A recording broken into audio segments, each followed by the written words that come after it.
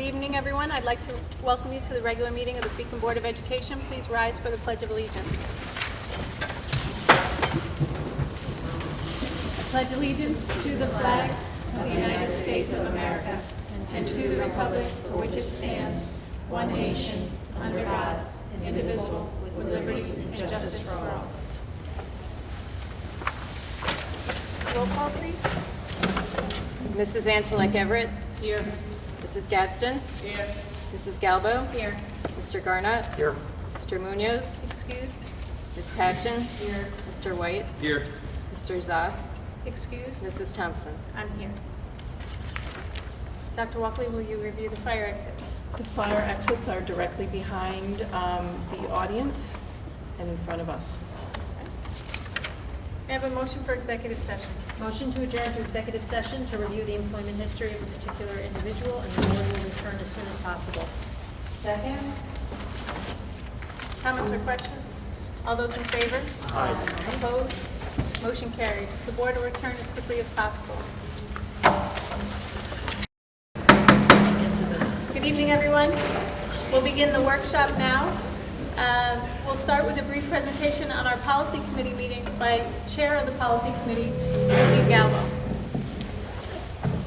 Okay, I guess I'm up first. I wasn't expecting that. So the Policy Committee is a subcommittee of the Board of Education.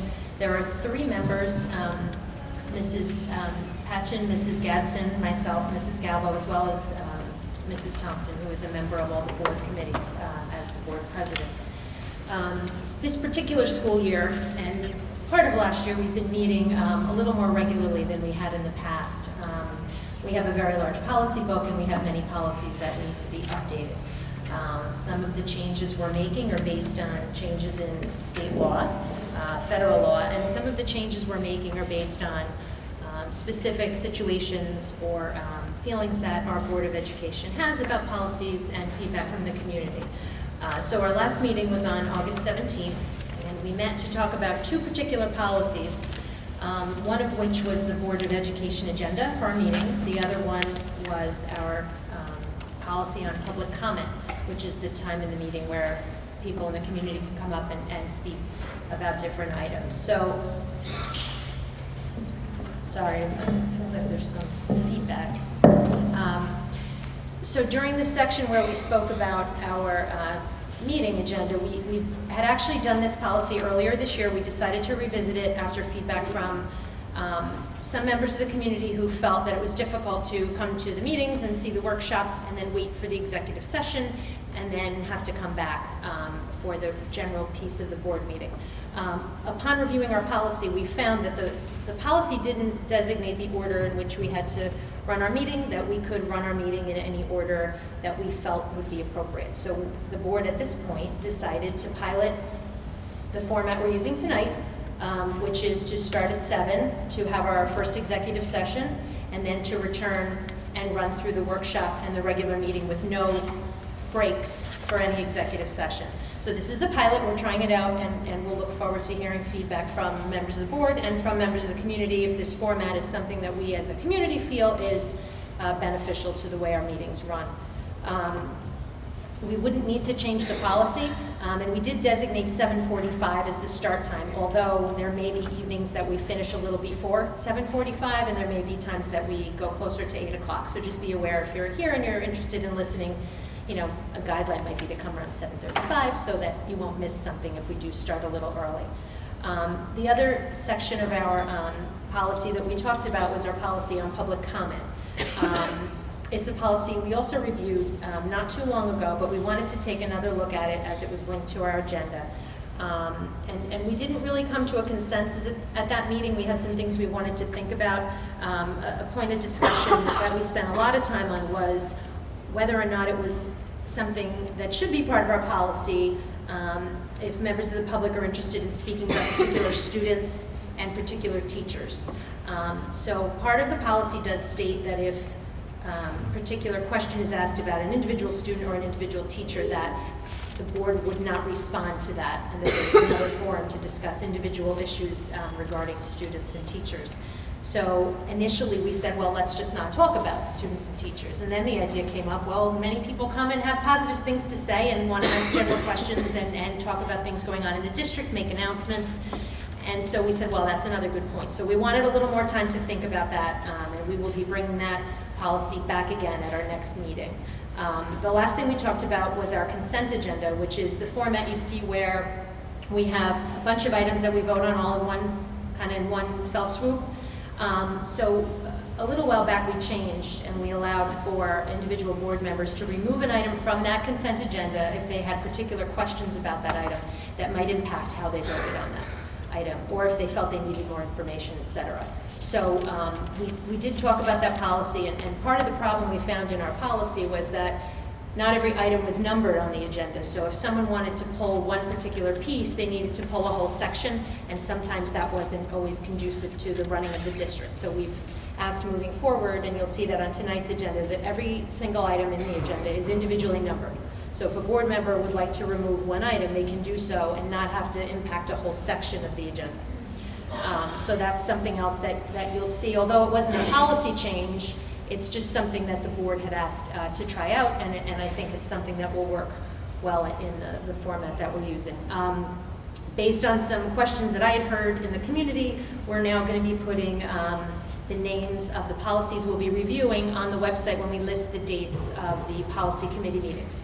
So when you see the policy committee meeting date posted, you'll see the numbers of the policies that we'll be talking about that night. So if you as a community member would like to attend a meeting, you can look at the policies and say, well, you know, I don't think I really want to make that, or I definitely want to be there, I want to hear what they have to say. So you'll see moving forward, we have our next meeting on September 21st. That will be posted, and you'll see the numbers of the policies we'll be reviewing. So some of those are individually listed, and some are in our old policy book as we kind of transition. We have, again, a policy committee meeting on September 21st. We'll take another look at these policies that we looked at in August and see if we can come to a consensus, as well as another policy that we need to take a look at based on a change in the law. So that'll be posted on the website, and that's at 7 p.m. in the board office. We would either be in that conference room in the front, or then there's another back conference room. There'll be signs posted as there was last time. The other thing that came out of our meeting is that we had asked our board attorney, and at some point moving forward, we're going to talk a little bit about the process of voting at the meetings and how to pull things from agendas and where kind of all these rules come from about the ways our meetings run. So hopefully that will be something we could do in a workshop so people can kind of listen in and hear kind of why we do things the way that we do them as the meetings progress. So I believe, unless anybody on the policy committee had anything I left off, I think that was everything. Okay, so thank you.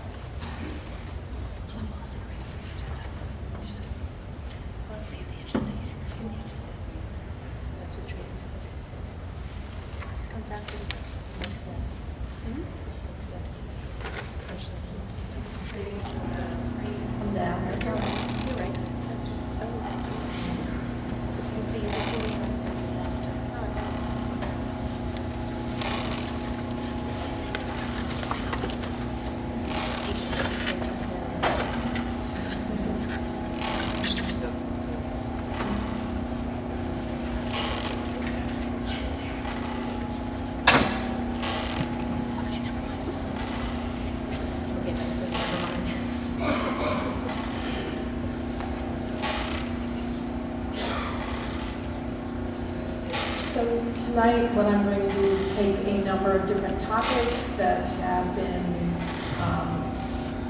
that people seem to have questions about, and share some information. So the first topic is instructional support teachers, which in the law are also known as teachers on special assignment, or TOSA. The newest part of the regulation actually now prefers the word instructional support teacher. As per the regulation, anyone who applies for a TOSA position needs to hold a valid permanent or professional teaching certificate and have at least 3 years of satisfactory teaching experience. or they may hold a higher degree, of which the employer finds sufficient. The regulation, when they talk about instructional support services, what they're talking about is professional development, providing workshops, etc., any part of educational support, providing technical assistance to peers, consulting with peers, and or doing program coordination. That program coordination is now very specifically geared to special education. Instructional support services are offered by teachers to other personnel in the school, including teachers. And again, they might be conducting workshops, modeling instruction, writing in a teacher's classroom. They might be providing feedback or coaching or mentoring. They might be providing training in best instructional practices. They might be assisting their colleagues. They might be analyzing student performance data, coordinating the provision of special education services. Also, they might be developing or promoting a culture of reflective instructional practice, providing curriculum, working with others to develop curriculum.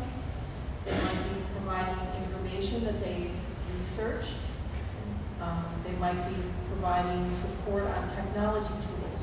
However, the regulation is very careful to say that this is the integration of technology as a teaching and learning tool, not computer literacy. They might be assessing curriculum development or professional development needs and other such work.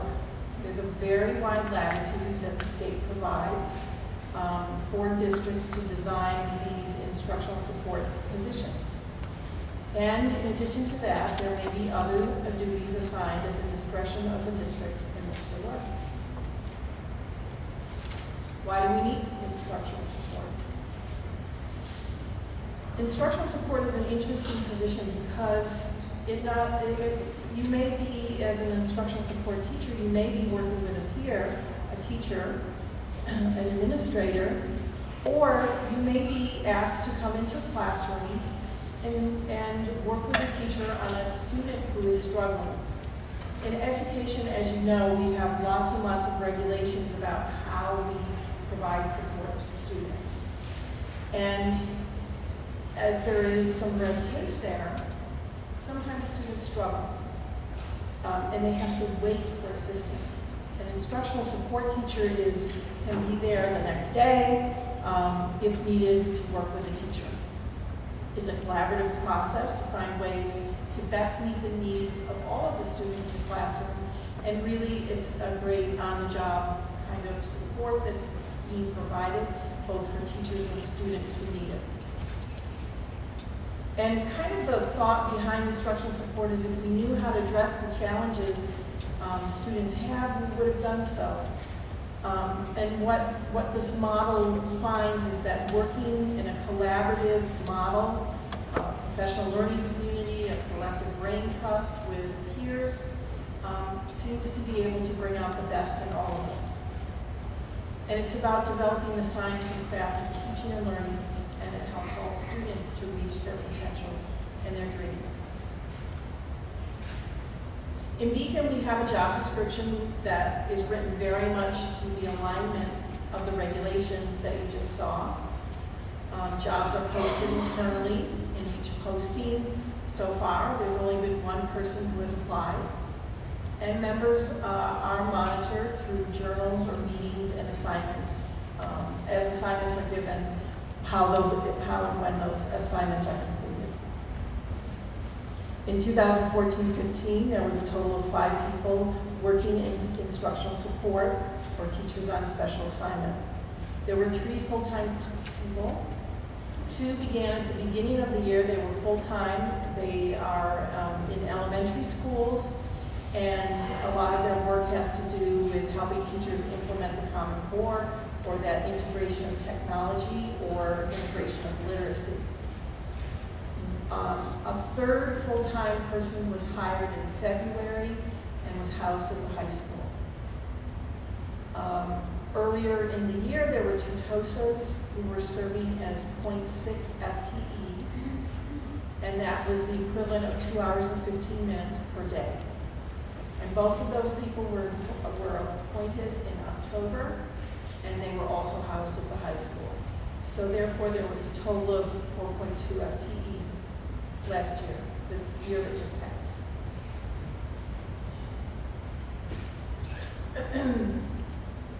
We work with a consultant in implementing the instructional support model, Dr. Jean Papandrea, who did her dissertation on instructional support and included a 3-year study that was conducted with Syracuse University. So the metrics this year, as we sit down and take a look at what we're doing, we might be looking at items such as improved grades for students who are being helped or assisted, improved behaviors in the classroom, curriculum-based assessment, and progress monitoring of students showing progress in whatever area or content that a TOSA might be working with them. And we might also take a look at projects completed. There are many other metrics that could be used, and we will decide that together. I want to talk a little bit about the Director of Human Resources.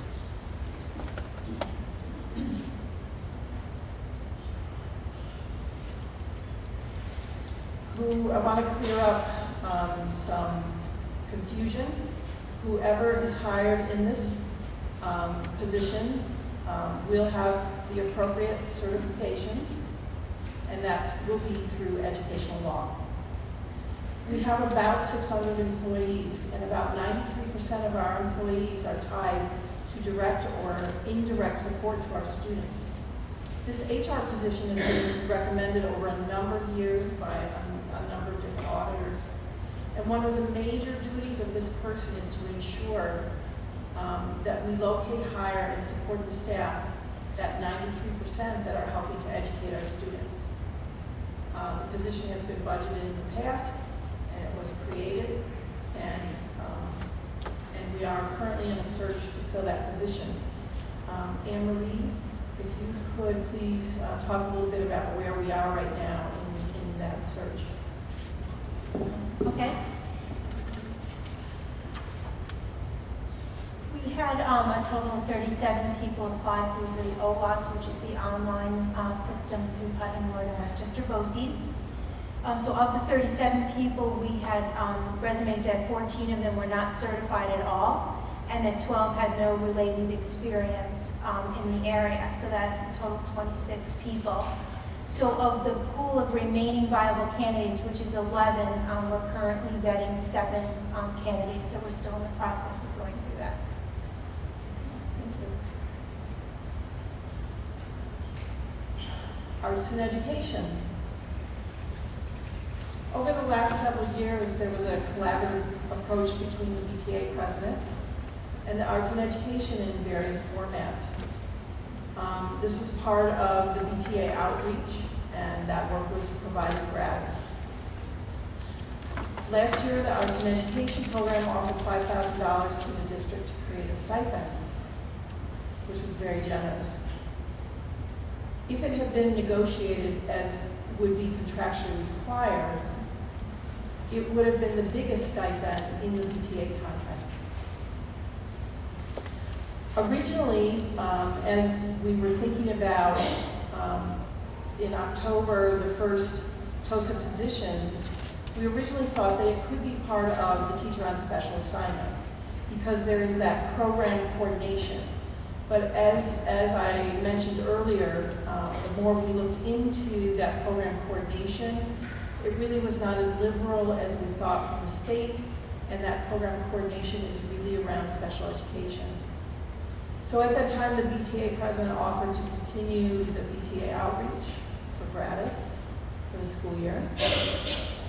This coming year, based upon all the work that has been done previously in setting up procedures for arts and education, we will have a new system for 2015-16. And that new system will be rolled out first with our administrative staff. One of the good things that happened this year that has not happened in the past is that we discovered that there are glitches that need to be corrected to make some of our existing programs aidable. There are certain conditions that make programs aidable, and for the first time, we discovered some of those programs that are not currently aidable in the context in which they exist. So we'll be working on correcting those errors so that we can increase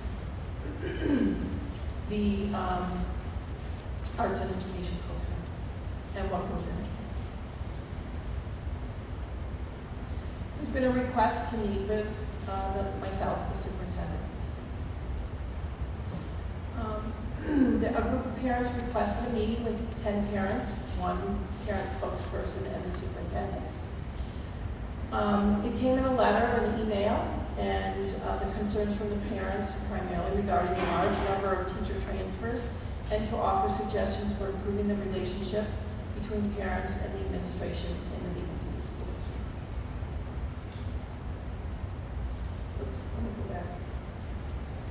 I don't know how to do that. So one of the things that is quite important to me is the relationship with the community. And also having effective communication. I thought that that was such a good idea that I wrote back, and one of the things that I did say is that I would like to have an open forum and invite a larger part of the community to come to a working forum. This is different from the forums that I've had in the past. It's actually sitting down, rolling up our sleeves, and begin to develop a plan of action, which I will bring and present to the board, to build a positive working relationship and increase effective communication with the Beacon City School District Administration. There will be groups of people who will work together. They will follow a process, and they will share their thoughts to formulate a common goal or common goals. There may be more than one. And in addition, these groups will brainstorm some action steps that will then be put into a plan. And there's actually some other groups that I'm working with that have similar goals, and so that allows us to put all of those ideas together. The community is invited. All that we ask is that you RSVP to this number so that we can get a proper sized room and have enough tables and materials there for everybody to work with. So that information went out in I call it a robo email. That's the email that you get on a snow day. That information went out to people who have signed up for that. It is also posted on our webpage, and now it's being shared this evening and will be on the film. So if you'd like to come, please do, but please also RSVP.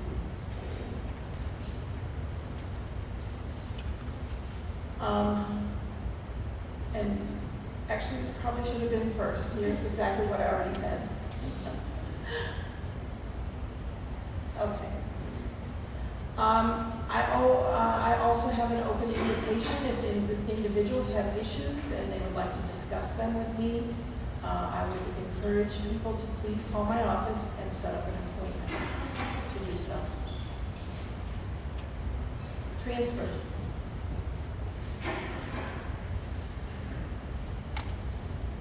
What's the goal of transfers? The goal is the same goal that we have. We would like all students to reach their full potential, to have the skills and knowledge to reach their dreams. My job is to place resources and teachers where they can assist students, and I must make judgment calls in this area. Some of them are very difficult. In previous meetings, there has been a desire to discuss certain individuals, and there are rules and laws that prevent open discussion of individual personnel. However, what I can say is these were the considerations in the process. I reviewed 3 surveys that were conducted this year there was a K-12 Insight Survey that actually was a survey for students and teachers that took a look at school climate, and it also took a look at all of the tenets that I spoke of when I did the presentation on the state report. There was an Oveus survey that was given to students, and that is a survey about bullying, and a PBIS survey that also talks about many areas, including bullying, that exist in the school from the perception of the students. I looked at information from previous state visits, as well as what information was available at that time of the current. I looked at feedback from the RSC task walkthroughs and analysis. RSC task is an arm of the BOCES that is a direct link to the state. It links the state to the school districts with special education needs, anything around special education. And they were kind enough to come, and as part of the process, to come and use certain rubrics, etc., walk through the schools. They look for information in classrooms and all over the school. There were interviews with students. There was state data. And I looked at our staffing across the K-12, pre-K through 12, and considered staff who had talents that could strengthen programs that already exist. Some of the positive qualities that people have talked about in these sessions that parents and students have found in teachers are the very skills and the very reason that they were selected. Because right now those skills and strengths are needed in other locations of the district. Quality teachers were transferred because their strengths are needed to benefit different students, so that we meet the needs of all students. There have been some additional transfers that you may have heard about. These transfers are based solely on enrollment and class sizes. In a district, across a district, and actually the principals do it at a building level, one of the things that we want to do is balance the number of students in each classes so that we don't have, let's say, 2 third-grade classes, and one third-grade class has a huge amount of students, 28, 29, and then the other has 10 students. And so as we went through the process of registering students and looking at class sizes, what we found that this year South Avenue had a year of smaller class sizes in 2014-15. And those, you only move up 1 grade level, so those smaller class sizes were going to continue. And when we looked at that, we discovered that we needed to collapse 3 classes to balance class sizes across the district. Having done that, and I'll give you the data in just a moment, having done that, the current class sizes are well within the class size averages across the district. There were teacher openings in the district that had not yet been filled, and so teachers were transferred to those openings. If not, we would have had an oversubscription of staff in one school and been struggling to fill staff in another school. Because in our predictions, we predicted that we would have approximately the same number of teachers, and indeed that is what happened through this process. So here's some information. This will be posted on the web so that you can take a closer look at it if you'd like. All of these enrollments are without pre-K, and I put the date when I last received an update so that you'll see different dates. So for example, at Forrestal, at that date, there were 285 students, and they had 14 class sections, and therefore the average class size was 20.3. And then there's some other information there that you might want to take a look at. Blenheim is one of our biggest schools, And they had, at the date given, 415 students in 21 sections. And so their average class size is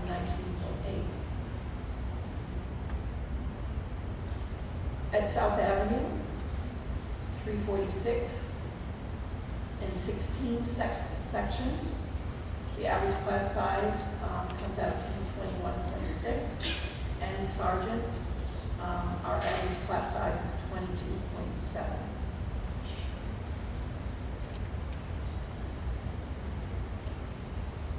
There have been some questions about bus routes. Some people have received and wondered why they have received information about bus routes that talk about, here's the time that the bus is going to come in the morning, but they didn't see a return time. And in speaking with Mr. Mackey, what he tells me is that these letters have been sent out for many years, since he's been here, in that format, because it takes about a week or so to really calibrate what time is your student coming home. The first few days, the principals are working and the teachers are working diligently to make sure that every student gets on the right bus and comes home. So the time that the first few days takes is going to be a little bit extended from once the routine is up and running. So that you'll eventually have a better idea of when those students are coming home. And that's why the letter was put together that way. In the past, there was a question about the parent portal. The parent portal will be available to our parents this year. At the elementary, we've opened in the past, we've opened the high school and the middle school. Our kindergarten teachers will not be using the parent portal at this time. However, pre-K and K will not be using it.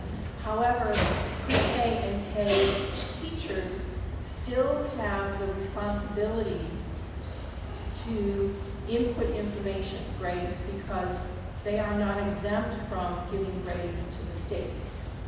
But those grades come a little bit later in the year. What elementary parents are going to see is a little bit different than your report card. On your report card, you get two types of information. You get number of grades, and you get what's called the standard grades, the satisfactory, how students are doing. When you go into the parent portal, you will not see the standards grade. You will see exactly what the state sees, and that is the number grades. However, when you get the report card, you will get the other grades as well. For the parents that haven't used the parent portal, it is also a great communication tool. So there are ways for you to communicate back and forth using the parent portal if you would like to know those standard grades as you're going along. So the most important thing is to have a good connection, good communication with the teachers, and they can provide that information for you. We are planning to send out letters on October 16th. Those letters for most high school and middle school parents found that the information that they received had enough direction so that they were able to read the letter, get into the parent portal, and begin using it immediately. The reason it takes so long, you see October 21st and 23rd is the expected arrival at home, is that when we do from the district bulk mailing now, for whatever reason it goes directly to Albany. So what we're finding is it takes almost a week in some cases to get our bulk mail back to Beacon. But for some way that becomes cost effective to the post office. And November 12th, which is a conference day, just like we did last year, November 12th, we will be providing a parent evening where any parent is welcome to come. We will have people there, teachers there, who will guide you through the steps that it takes to log into the parent portal if you're not able to get it up and running from the letter. The letter will have a password for you, it will have information for you.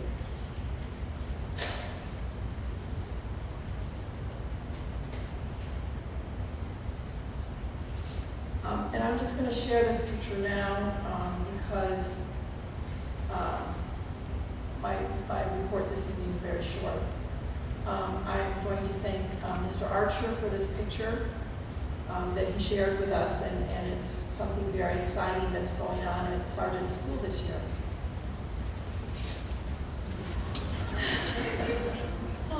So at Sargent School this year, Mr. Archer has set up that Scarlett, our newest teacher, is a 4-year-old yellow lab who will be coming and is a therapy dog, and will be working with students in our self-contained and kindergarten classes once per week. Permission slips will go home because we recognize that some children may have allergies or not be able to be around dogs. But permission slips will go home at the start of the year. Oh, there's one there.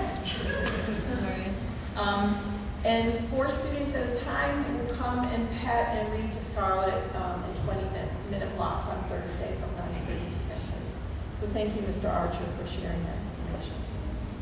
Does the board have any comments? I had a couple questions. Do you want to go first? Go ahead.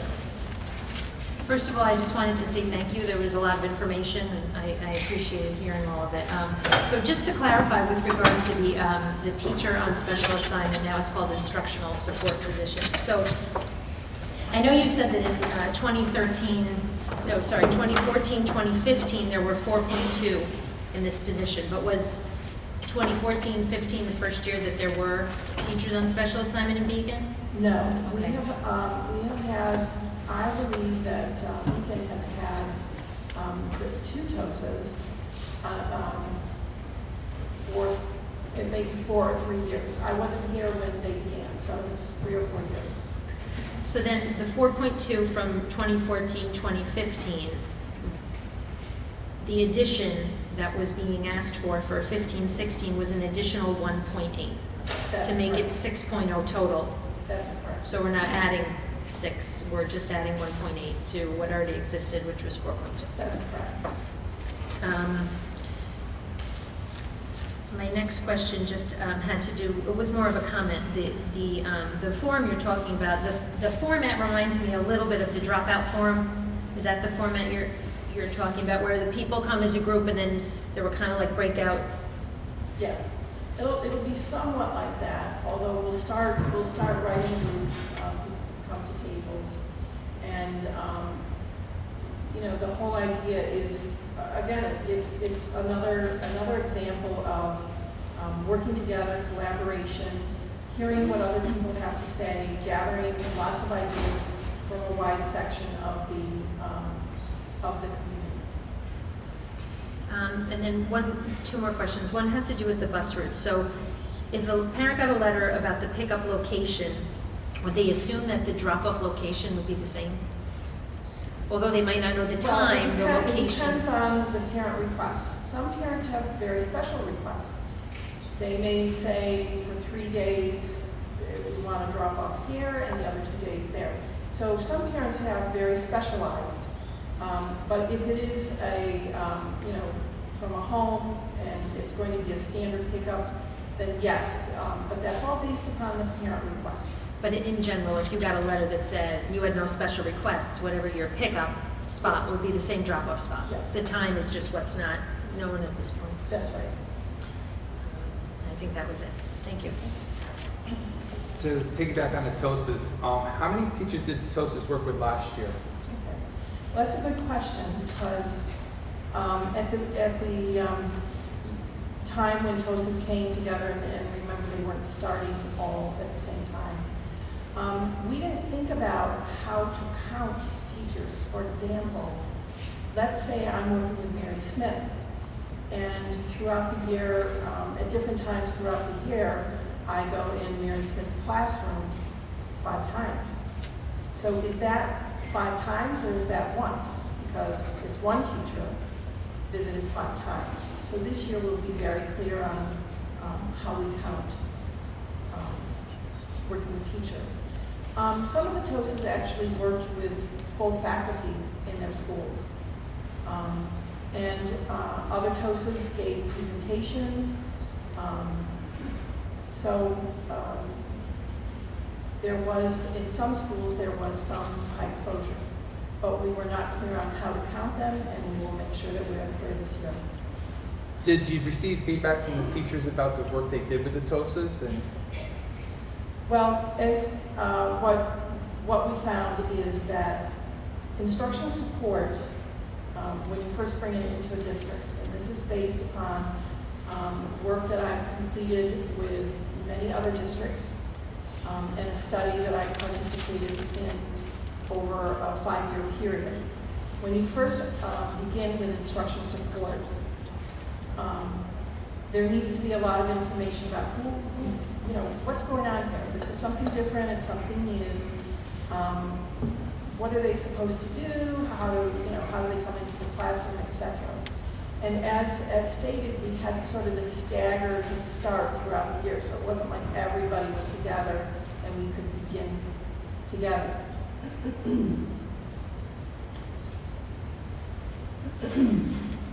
So, what we see typically in any school, in any district that begins with instructional support is a slow start.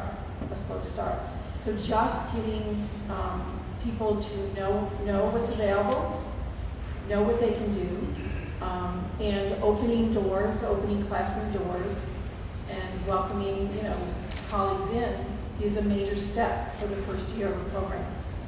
And the 2 established TOSAs stayed in the building. The other TOSAs were K-12, so they may have been in different buildings. And remember that the 2 that started in October were only investing 2 hours and 15 minutes every day. So it takes a little bit to build trust for people to understand the program. And there is specialized training for TOSAs, which we provided over time as well. There are the skills of the instructional support, the skills of interpersonal skills. There are more technical skills with something called curriculum-based assessment, which helps to assess students. So it's a year of learning and growing and beginning to establish what the program is.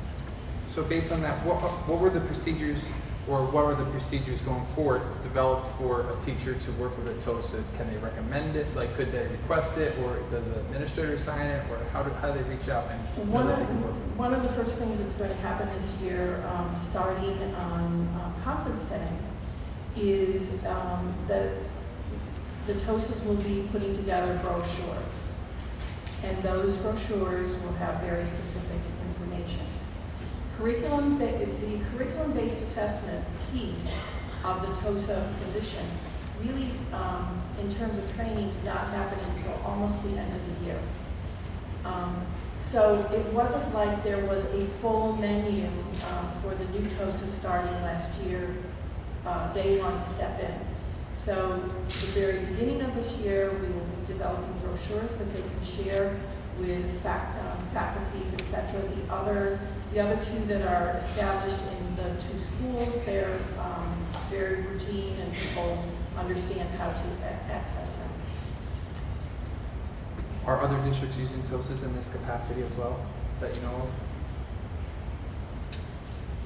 Well, yes, if you go online and go to YouTube and say TOSA, there's a 1-minute, 30-second clip of somebody in California who is a TOSA, who talks about working with AIS services. And that's one of the things that our TOSAs did this year quite extensively. So not only does New York State have TOSAs, other states have TOSAs as well. How many, I wouldn't know. How much are the 4 TOSA positions costing the district? Well, it's a cost of a teacher's salary. Anthony, can I just follow up on your question with one question that I forgot? So I know that the board has probably heard some of this information in the past, but just for everyone else's information, can you talk about how the TOSAs are funded? Yes. And I'm going to, just bear with me just a second, because I actually have a slide deck. So this is the past year. In the past year, 2/5 were funded in the general fund, so 2 out of the 5, and those are the 2 that are located in the elementary schools.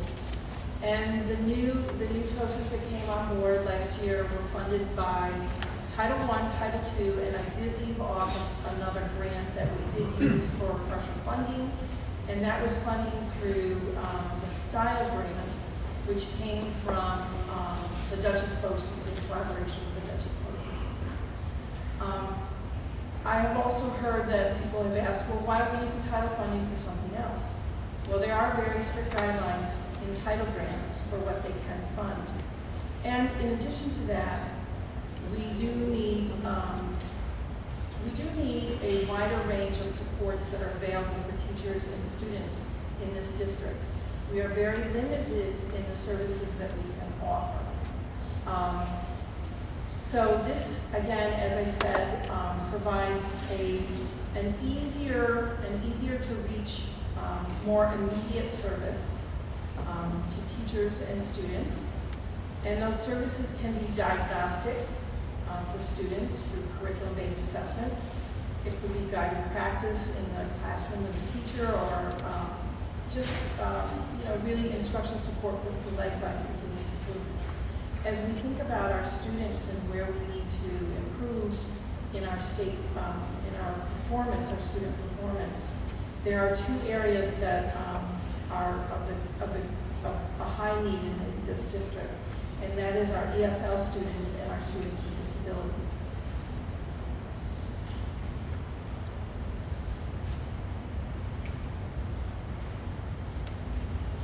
Any other questions? Yeah, I think. Why the increase in the TOSAs? What didn't the TOSAs get to do with the amount of time that they had last year, and why are we looking for the increase for next year? One of the TOSAs, there's actually a new position, a new full-time position. And that TOSA is more directed to special education. That person will be doing what is CPSE, which is the Committee on Preschool Special Education. They will also be helping out running CSE meetings in the district, and that person will also be providing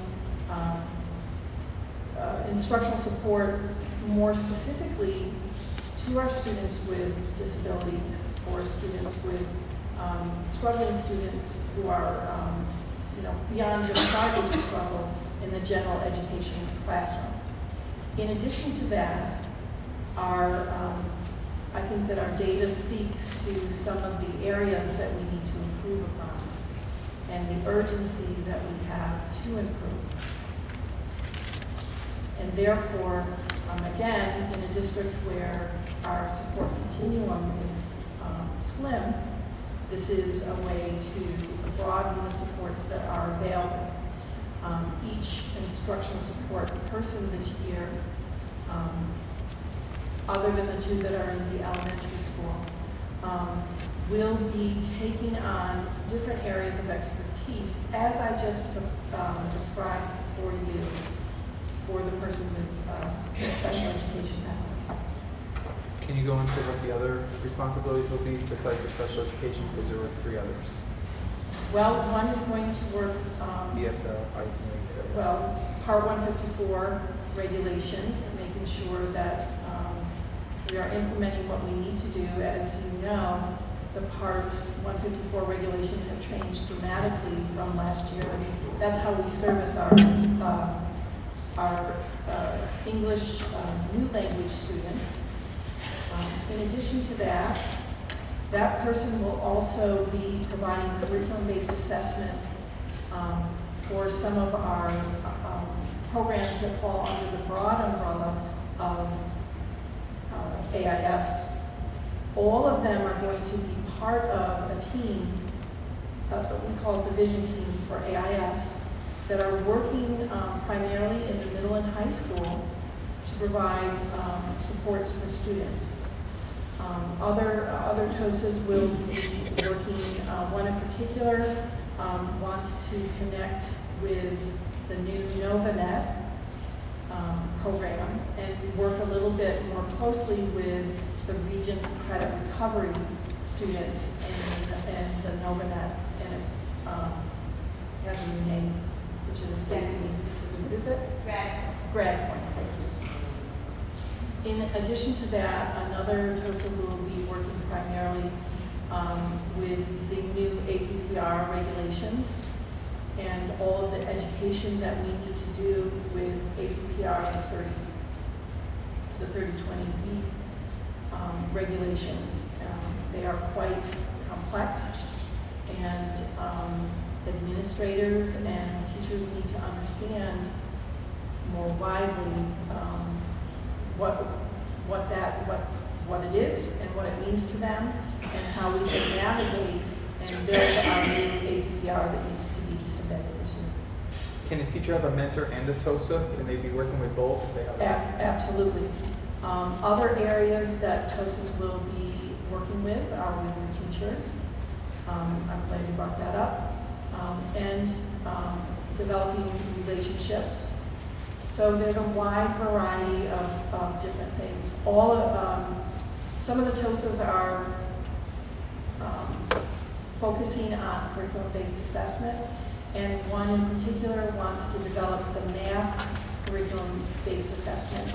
We currently have curriculum-based assessment that's more geared towards literacy. Another TOSA is working on the integration of literacy across the curriculum. And so as you can see, there's just a wide variety, and that's why we believe we need brochures for who you call. Dr. Mockley, so based on the state report presentation that you gave us a few weeks ago, the TOSAs were generally filled. I reviewed, I don't know if a lot of people did review this, where we are developing, and so that's one of my major concerns. And so I would think that the TOSAs would address some of these recommendations that the state made as well, because a lot of it is that, in looking at the assessments and how the teachers are taking that information and working on strategies with the students. Yes, and not only students, but teachers as well, because the state has left behind for us a tall order of expectations that they expect to see in classrooms. And, again, it's a great opportunity for us to collaborate together and learn together. Do the TOSAs work with students? I think last meeting you said they work with students. Do they work directly with the students? Yes, sometimes they do, and sometimes they're working with teachers.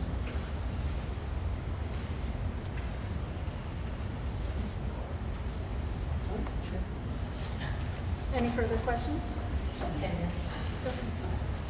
So, let's see.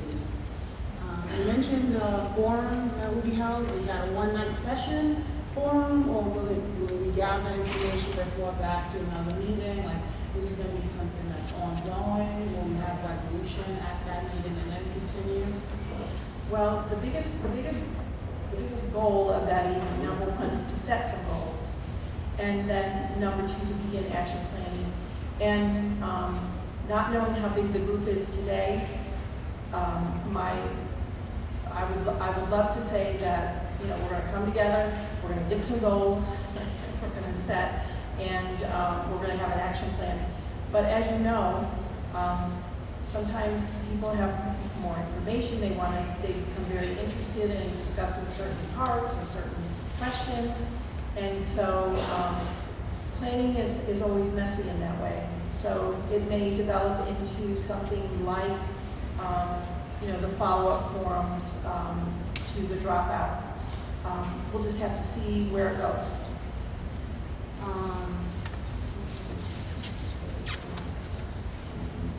You mentioned that, I think Anne Marie mentioned that there's 7 candidates remaining for the HR position.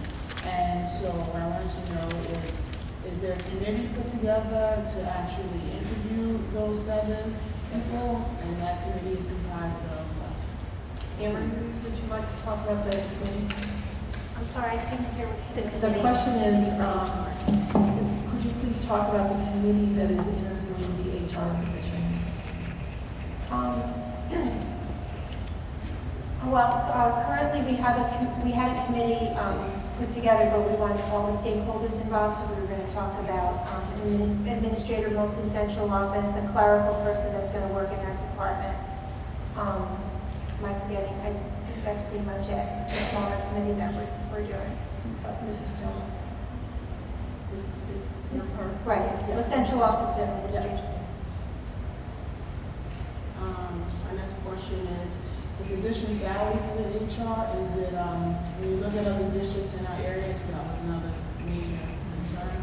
So if you look at other HR positions or whatever the title is, what is Beacon's salary compared to those in neighboring districts? I did have a presentation about that, Tanya, and what I looked at was the average salary for the region. And I'm hesitant to quote you, but I believe that the average was around, Emory was around 130, 140, somewhere in that range. So that was the average, and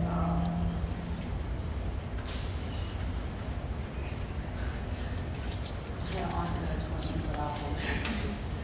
Just- I'm sorry, the HR position, though, just to be clear, because it is something that has been a recommendation in several audits that the board had asked for.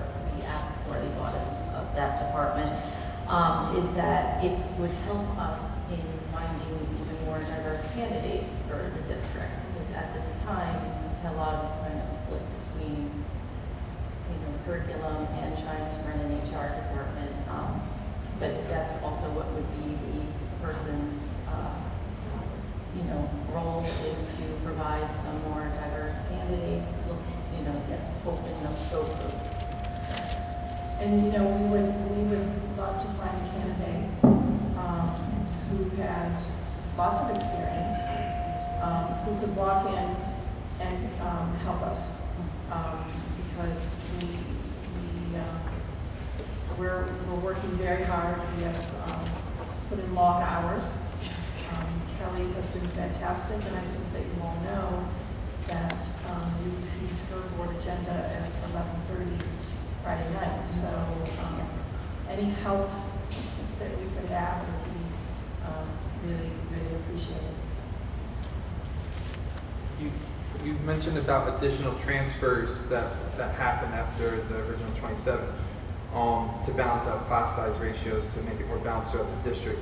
It's looked like they were pretty balanced after you made those additional transfers. So on the agenda tonight, we have to add a 0.6 elementary teacher. Was that in the presentation or? Actually, we have had, that particular position was filled last year as a 0.6 at the middle school. It's a 6th grade position. And the person who is in that position has found a full-time job in another district. So that's why it's open at this particular time. Just another question. Scarlett's APPR, is it the same as the teachers? Actually, we have a special APR for Scarlett. She's an outstanding teacher, as I understand. He asked if Scarlett follows the same PR. We're having a problem with speakers. Board members on this end can't hear board members on this end. And the community is also having trouble hearing. And when we pull the mic down, we get feedback. Just speak up. Okay, thank you, Dr. Walker. Okay, I'll quickly review the agenda. We'll have students and school presentations, parent groups, open to the public, 3 minutes per speaker for no longer than 60 minutes. Will you be having another superintendent's report? No, I think that'll, well, actually, there is something I would like to. We will then have a superintendent's report. We'll have board comments, including committee reports. We'll have the consent agenda, followed by an addendum.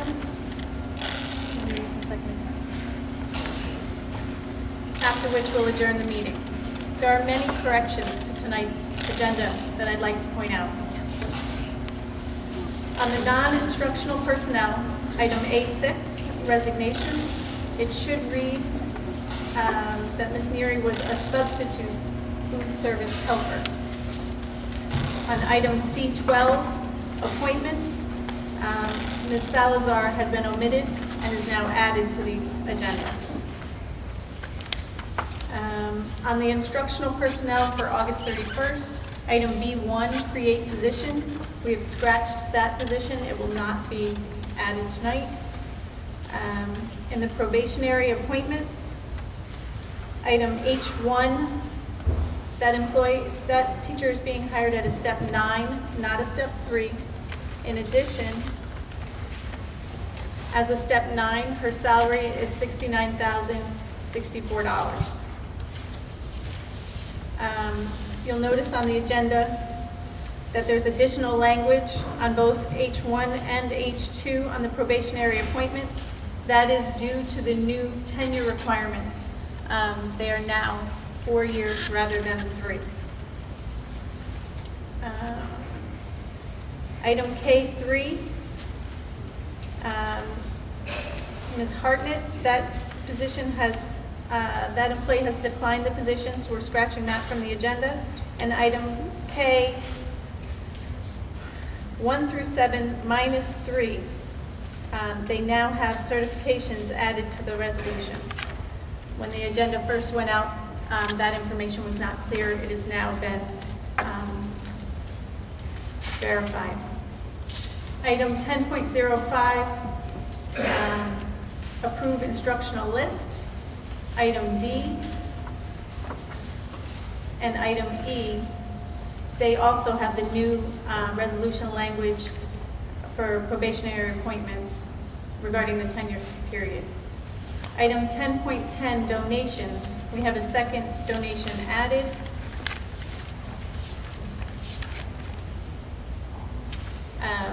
Seven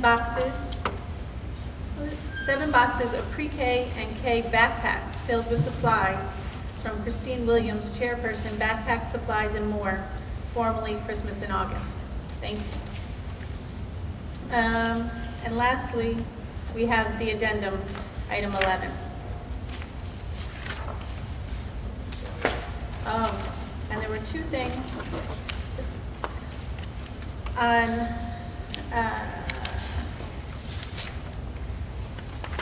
the non-instructional personnel list.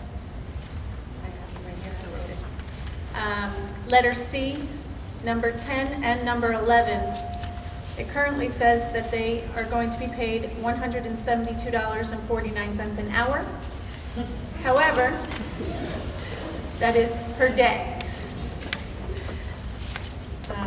Okay, that's all right. Do we have any students or school presentations tonight? Any parent groups?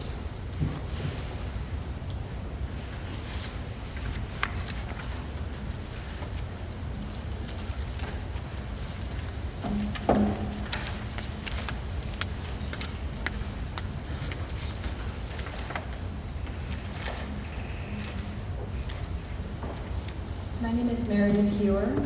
I have been part of the Beacon Arts and Education Foundation since 2010. Dr. Lockley spoke to some of this letter, but I still think it's important that the public hear what some of the glitches were this year. The mission of our foundation is to raise funds to support a more comprehensive education for the students of the BCSD. We have sponsored the Calico Ball for the last 5 years, a $16,000 a year program, as well as donated funds for field trips, art and music supplies, teaching artist workshops, and more. Last year alone, our donation to the schools totaled over $25,000 in programming. One of our biggest successes was to get the district to renew their last contract with the Dutchess County BOCES COSER in 2012. BOCES stands for Board of Cooperation Educational Services. BOCES is a public organization that was created by the New York State Legislature in 1948 to provide shared educational programs and services to the school districts. Qualifying programs are processed through Dutchess County, and the district receives 40 to 50% of money spent during the school year back the next year. For example, if the district pays $16,000 for the Calico Ball one year, the district receives around $6,000 back the next. It had taken a lot of work and a donation of $2,500 for the initial half-year admin fee to get the district to sign up with the BOCES COSER. But everyone agreed that it was a sound approach to making every dollar spent toward arts and education programming go farther. This seems especially poignant today when the BCSD was just rated ineffective in arts integration. Even with the success of a renewed relationship with BOCES, we felt that the BCSD was not getting as many contracts through the COSER as was possible, that there was programming happening in the district that qualified for the COSER, but it was not being put through. That is why last October, I approached the superintendent with a proposal that we offer a $5,000 donation to be used as a stipend for a teacher in the BCSD to be arts and education coordinator. This person's responsibilities would include educating principals, teachers, and PTA members about the Dutchess County BOCES COSER and how to take advantage of it, helping teachers to understand what existing programming qualifies for the BOCES COSER aid, and helping teachers to fill out the one-page contract and submit it to the BOCES COSER coordinator. Understanding the New York State curriculum and pointing teachers to new programming that complements the curriculum and qualifies for the COSER program. Keeping track of what contracts were submitted and letting principals know that they had earned a credit of funds that they could use the next year. We offered to pay this after paying an arts and education coordinator outside of the district for a year. While this person was qualified for the position and was able to make some progress toward the goals stated above, we felt that the position would be more effective within the district. After hearing the proposal, the superintendent thanked me, told me that she agreed. The position would be much more effective if it was held by someone within the district. She told me that she had been thinking the same thing, and she explained the idea behind the TOSA position. This was the first I had heard of it, but from what she told me, it seemed like a very good use of the position. The superintendent told me that the district would be appointing a TOSA that would have, among other responsibilities, arts and education coordinator for the district. I left elated. A couple of weeks later, I was contacted by the new arts and ed coordinator, who enthusiastically told me that she was excited to take on the role. Aside from an email where the arts and ed coordinator acknowledged her new position to the assistant superintendent for business, and another to all of the teachers in the district, I'm not sure what she was able to accomplish. I had recommended that she meet with Maria DeWald, the BOCES coordinator, to discuss opportunities for our district. This did not happen. I asked her to coordinate with the music teachers to put the NISMA and DCMA fees through the COSER. This also did not happen. I made contact with the arts and ed coordinator from Arlington District to ask if it would be okay for our arts and ed coordinator to contact her for advice, but I don't think this happened either. I thought being in touch with the Arlington District could be really beneficial since they put over $250,000 worth of contracts through the COSER each year. The BCSD put fewer contracts through the COSER this year than for the 2012 or 13 or the 2013-14 school year. In 2012-13, the BCSD had 6 contracts totaling $16,000. 2013-14, BCSD had 5 contracts totaling $15,000. This year we had 3 contracts totaling $13,000. When I met on August 11th, 2015 with the arts and ed coordinator, the assistant superintendent, and the superintendent to go over how the 2014-15 year went for the arts and education coordinator position, I was told by the superintendent that the person who I was told would be the arts and ed coordinator was not actually the arts and ed coordinator in any official capacity, that any work she did in this area was purely volunteer. She said that the arts and ed coordinator position did not actually fit under the TOSA umbrella. This leaves me with several questions and concerns. This was not how it was presented to me in October 2015. Did I misunderstand? Did the superintendent misunderstand the TOSA regulations, and when she figured it out, did she officially change the arts and ed coordinator position? Were there other responsibilities added to the position instead of the arts and ed coordinator? What were this person's total responsibilities as TOSA? Who did she report to? How was her effectiveness measured? We offered funds to help support this position. The offer was refused, and the job was not performed. Why, when the superintendent decided that the arts and education coordinator would not be a paid position, didn't she come back to me and revisit the idea us donating to fund this position. The district pays $5,000 a year to participate in the COSER. Are we getting the maximum benefits from this program? As I mentioned earlier, for several years, I've asked administrators to help me coordinate with the music teachers to put NISMA fees through the COSER. When I asked the Arts and Education Coordinator about this at our recent meeting, she said that this had not happened because music teachers were paying these fees out of their own pockets. Is this true? Why is this happening? This all seems very important to take a much closer look at, given the August 10th, 2015 school board meeting where several board members were prepared to vote to instate 4 TOSA positions even after the superintendent was not able to give a clear explanation of the roles these TOSAs would fill. This represents, as far as I'm able to understand it, 4 salaries, so more than $300,000. I hope the board will take the information I present here and make sure that they understand what they are voting for when they vote for these TOSA positions. I can't say, and I still can't say, whether I'm for or against them, with the information I have been able to glean. Perhaps the board members know more than the public on this. Is their job description confidential? I hope the board is doing their due diligence and research and asking plenty of questions before voting for this or any of the agenda items that require their approval. Thank you.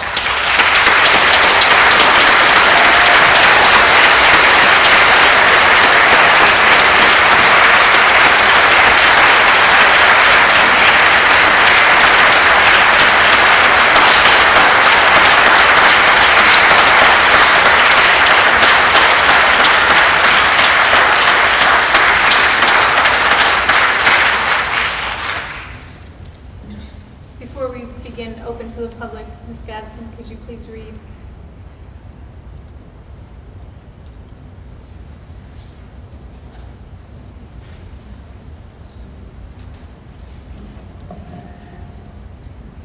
The Board of Education has established a single period for public comment at board meetings, not to exceed 60 minutes. All speakers and meeting attendees are to conduct themselves in a civil manner.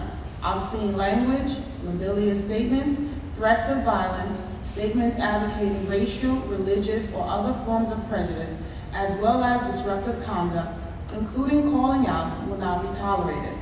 Speakers may generally comment on any matter relating to district business.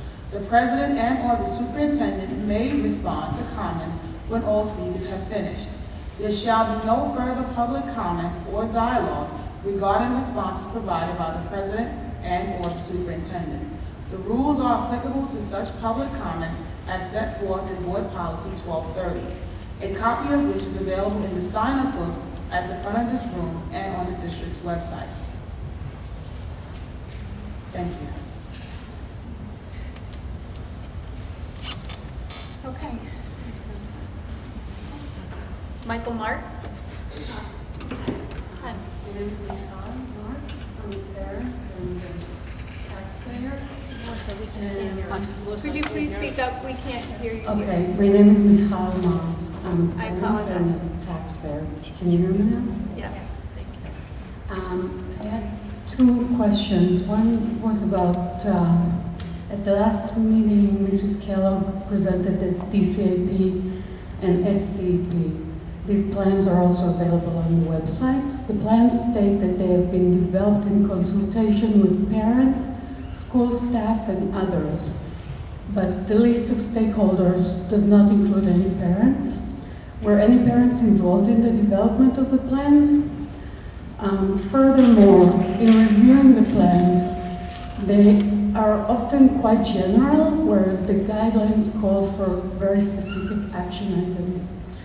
I would like to know whether we have received any feedback on the plans since we submitted them.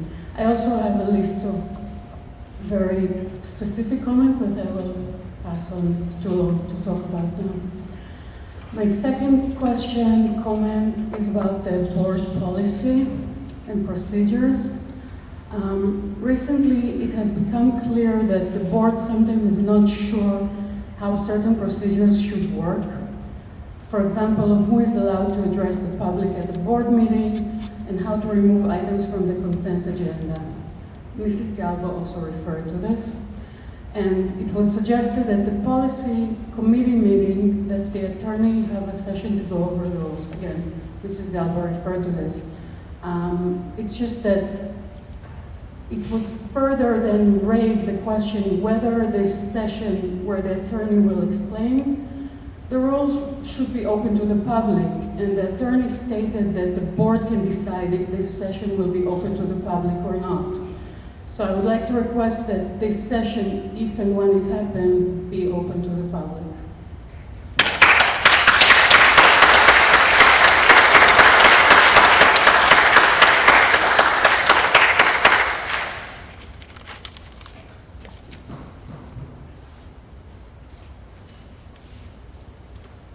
Flynn Larson?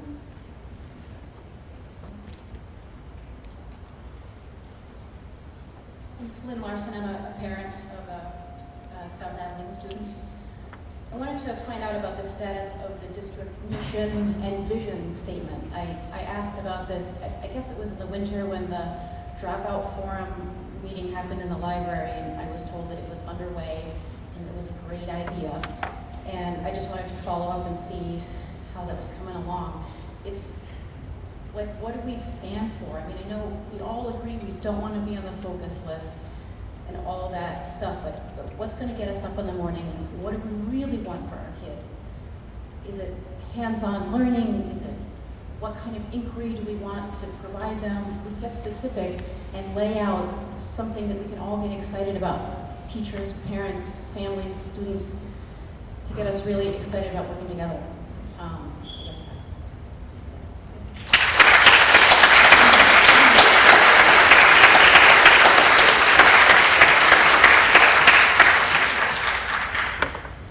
Rebecca Corrales?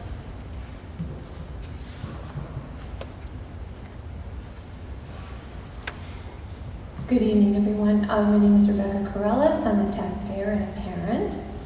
I would first like to say that I echo the sentiments of the open letter to the Board of Education that was recently submitted by Mrs. Jody McCreda. I greatly value and appreciate the hard work and contributions of our board members to our school community. We are now at an extremely important juncture in our district, and we need our Board of Ed more than ever to listen to the appeals of its stakeholders. There was a large parent group that recently requested a meeting with Dr. Walkley to sit down with 10 representatives and one spokesperson to discuss some critical issues and concerns facing our district. Rather than taking this opportunity to meet with us as we requested, the superintendent opted out of the meeting and instead scheduled an open working forum in which attendees would be split up into groups to reach common goals. Not only do I find this response disappointing, but I find it also quite concerning. We need a superintendent in Beacon that is willing to sit down in authentic dialogue with parents and parent groups. We need a superintendent that is ready to give actual, meaningful consideration to the stakeholders in this school district. When stakeholders are alienated, the district does not function at its best, and the students will pay the price. Our students cannot afford this. Moving into my two questions that I have tonight. The first one was partially identified, partially answered. It had to do with the HR position. My follow-up question is, when do you anticipate the hire of the HR position to occur? And my second question, specific question for you, is what is the current status of the Beacon Teachers Association since the resignation of its president 3 weeks ago? In closing, I would like to quote Jody McCredo's letter and underline its message. Please know that these are the sentiments of an ever-growing number of your constituents. Quote, we believe you have seen firsthand the frustration, anger, and disappointment experienced by many people in this school community, including parents, teachers, and students. Given the obstacles that Beacon School District must overcome, we are bound to be more successful if the entire community is on the same page, working together and not fighting each other. The members of this community have come together in a way that is inspiring to try and fix the issues in this district. We need your help. You represent us. Please stand with us and help us fix what has gone so wrong." End quote. Thank you.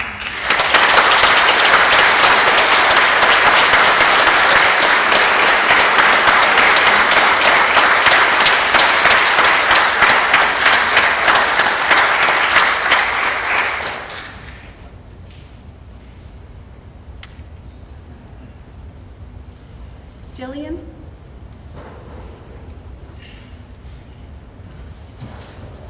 Hi, I'm Jillian Ramkalawan. I am a parent of a Forceful student and a taxpayer. I would like to know if it's normal to post positions with so little time to submit an application, and is it normal for them to have no job description? For example, the human resources position only allows 12 working days from the time of posting until the closing of applications. Also, the most recent TOSA position only allowed 5 working days from the time of posting for applicants to apply, and it seemed that it had no job description.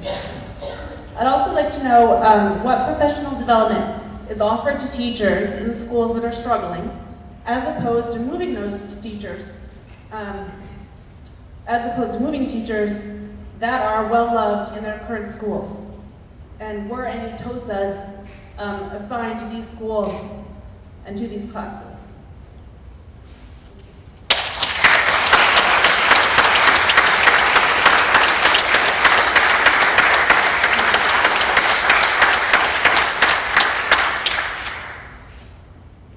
Anthony Zhang?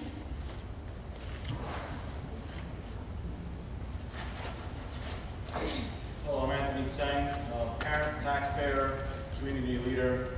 I had something prepared, but I'm just going to wing it. I am one of the co-chairs for one of the dropout prevention groups on the Connecting the Community with Students group. We haven't met since February, and we are very eager to be engaged. As you can see from the parents here, they're very eager to be engaged. This is an opportunity to put passion into the work of what we're here to do. This is not meant to be an attack. I myself, hearing all the rumors, I'm afraid that I'm activating the district's immune system and not be kicked out of the dropout task force. Well, sometimes I have to make some hard decisions. I only come here to appeal to the board that the parents be heard, that the community be heard, and that we all work together for common goal. I will say that none of these plans ever came across our desks in the group sessions that we had. I don't know if there were any other group sessions that were engaged or any other community involvement that was engaged in developing these plans. And I am sorry that it was that we were not engaged.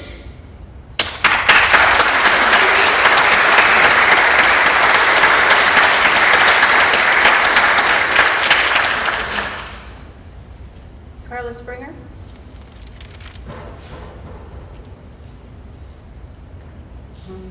Hi, I'm Carla Springer, parent and taxpayer. Our community is made up of hardworking people. We're parents trying to give our children a good life.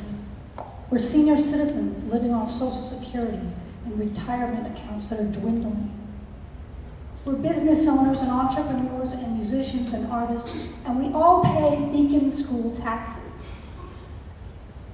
I've lived here 20 years, and I've seen great changes and growth in this district. And our school taxes have grown as well. Sometimes it's a hardship to pay those taxes. We expect the board members to be very careful with our hard-earned tax dollars.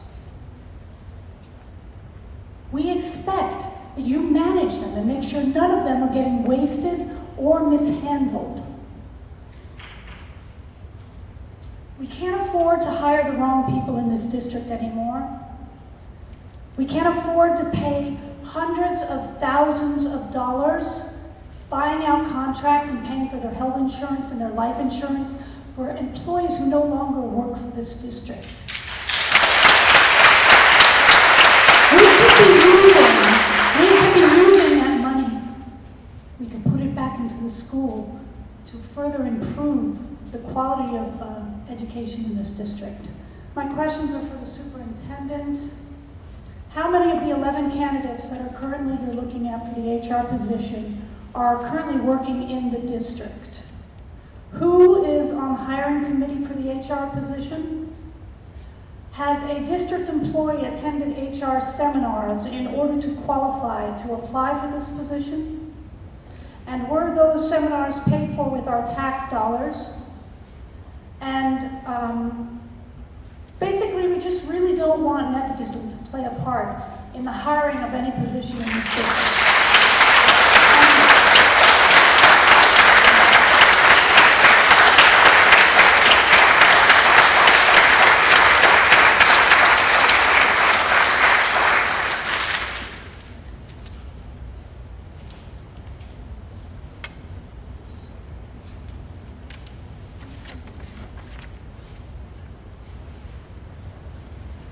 Clarice Ali.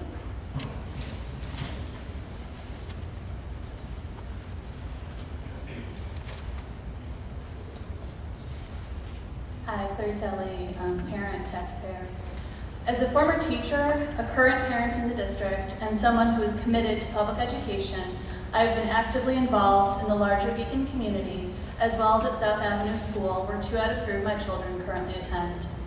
From the moment that we entered South Avenue, it was apparent to me that it was a special place, a place that embraces diversity and strives for academic excellence, a place where the teachers feel supported and empowered by their principal, and where they foster, nurture, and guide their students, and go above and beyond to communicate with parents and to collaborate with the PTA to ensure that the needs of all students are met.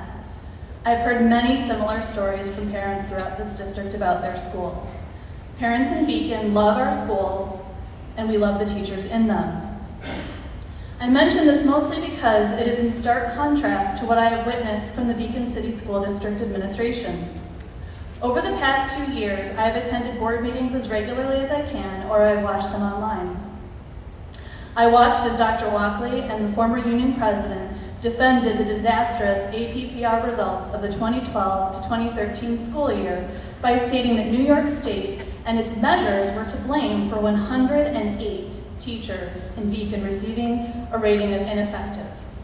That is out of 127 ineffective ratings in all of Dutchess County, where a total of 3,305 principals and teachers were evaluated. We know our teachers are not ineffective. So how did almost every other district in Dutchess County get it right and Beacon get it wrong if they were all held to the same rules for evaluating set by the state?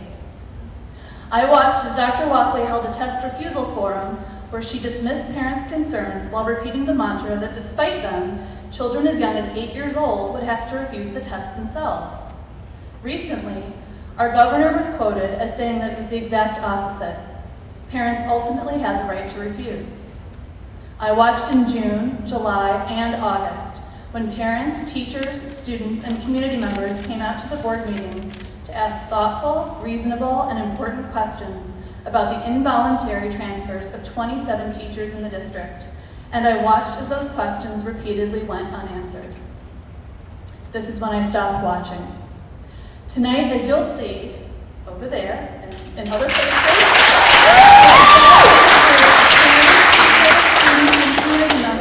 who have also stopped watching and who have begun to take action. We took action by requesting a small, personal meeting that could elicit an open, reciprocal dialogue to discuss the 27 involuntary teacher transfers and ways to improve communication between parents and the district administration. Instead, we were invited to an open forum for the entire community, controlled by Dr. Walkley with the exact constraints that we were hoping to avoid with our request. So I now bring this to you, the Board of Education, and I ask that you follow my lead. It is time to stop watching and to begin to act.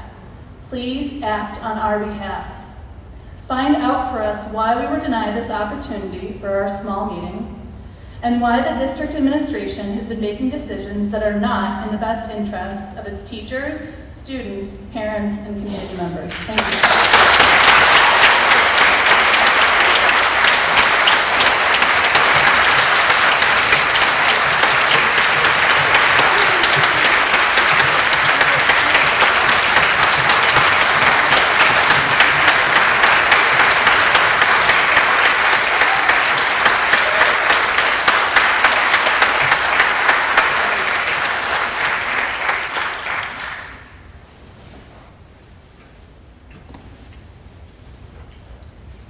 Well, I understand everyone wishes to support those that speak, and I hear you there.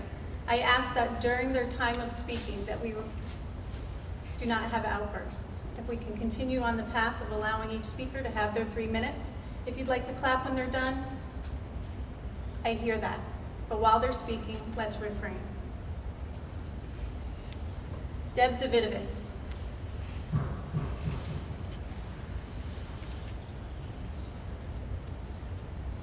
I'm Deborah Davidovitz, parent and chair.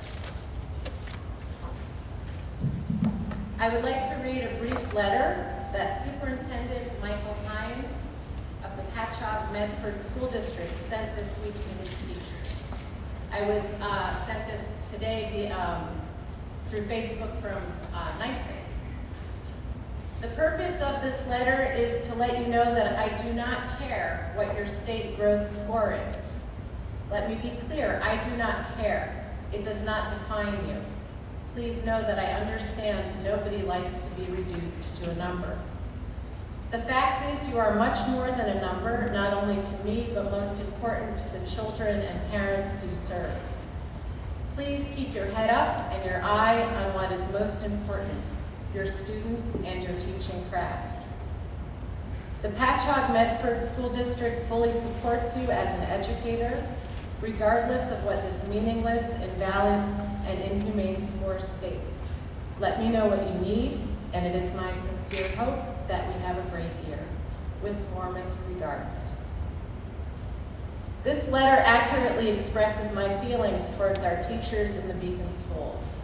As a teacher in the New York State public school system, I understand the negative implications of a teacher or district having a low performance rating, and I understand that we must do what we can to change a broken evaluation system. Primarily, however, I understand that teachers who do not feel sincerely supported do not perform to the best of their abilities when working with our children.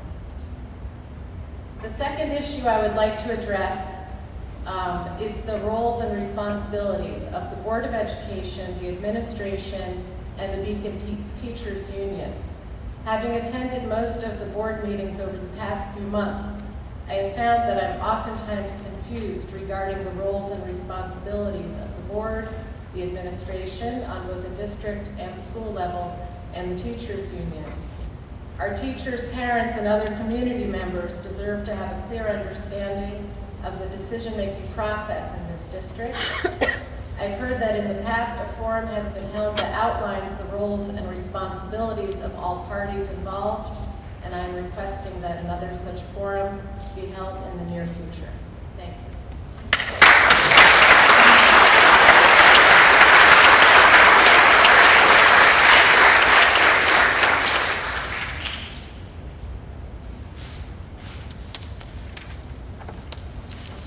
Katie?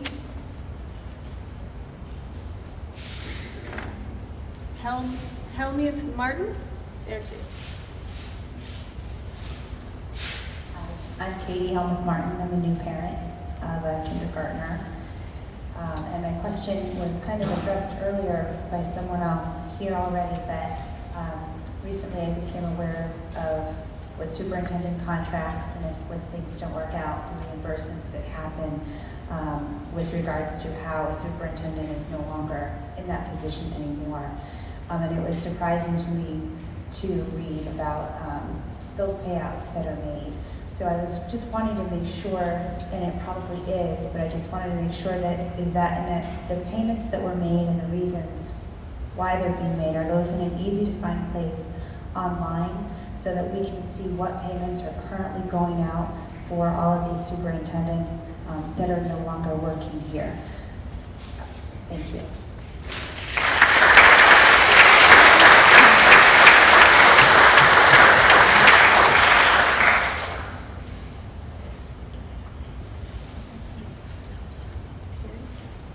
Terry Nelson?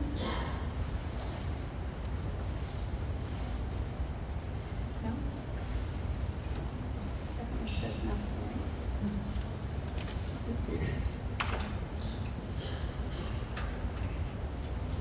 Oh. So it It looks to me like it says Terry Nelson. Stepped out? Yeah. Okay.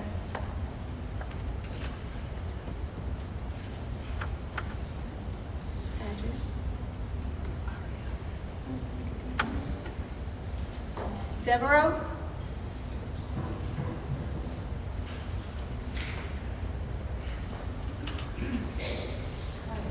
I'm Adrienne Devereaux. I'm a parent and a taxpayer. And I'd like to read Jody Credo's letter. She couldn't be here tonight, so I'm going to read that to you. It starts, Dear members of the board, school board, and the Beacon City School District. As concerned parents of children in the Beacon City School District, we understand and appreciate the huge commitment you have undertaken by serving on the school board. As our elected school board members, you have taken the responsibility to represent the interests in the community members that elected you. We are now asking you to be stronger in that representation. We heard you on August 10th when you told us that the teacher transfers were not your decision. We saw the superintendent attempt to pressure you into voting for something that you did not have sufficient information to make a decision on, and we applaud those of you who refused. Now we are asking for more. We have seen our superintendent try and intimidate you, and we are asking you to remember that you don't work for her. She works for you. You hired her. You represent us. We are going to do something we don't feel comfortable with and address some rumors. We would all prefer not to deal with rumors, but there are real problems in our district right now, and in the absence of the real answers that the parents, students, and members of this community have been desperately seeking for months, rumors are all we have to go on. There are rumors that there have been more teachers transferred after the initial 27, and that some teachers were transferred twice. There are rumors that transferred teachers had to set up new rooms with new supplies, in some classes more than once, without any additional compensation for the time and money that it would take. There are rumors that these transfers were vindictive, the result of teachers daring to speak out against their district leadership and the union leader. There are rumors that due to the treatment of those teachers, the morale in the district is so low that the staff members have been resigning. There are rumors that Dr. Dowd was forced out with over $100,000 of taxpayer money under false pretenses and replaced by Dr. Walkley without due process. We do not want to believe these rumors. They're awful. After 3 months of asking for clarification at school board meetings and not receiving it, however, we are left with no choice. The fact is that many members of this community no longer have any faith in the direct leadership to represent the best interests of our students and teachers. The fact is that many parents feel such strong us versus them attitude towards the district leadership that they are reluctant to speak up at board meetings due to an air of intimidation and disrespect that is at times portrayed toward the parent community. In fact, the fact that our families are currently being advised to buy homes just outside of Beacon so that they can take advantage of everything that Beacon has to offer without having to send their kids to Beacon schools. And that has nothing to do with test scores. The fact that children are more than test scores, and if attendance and dropout prevention are priorities, then taking teachers away from kids that they connect with cannot be the answer. Thank you, Ms. Devereaux.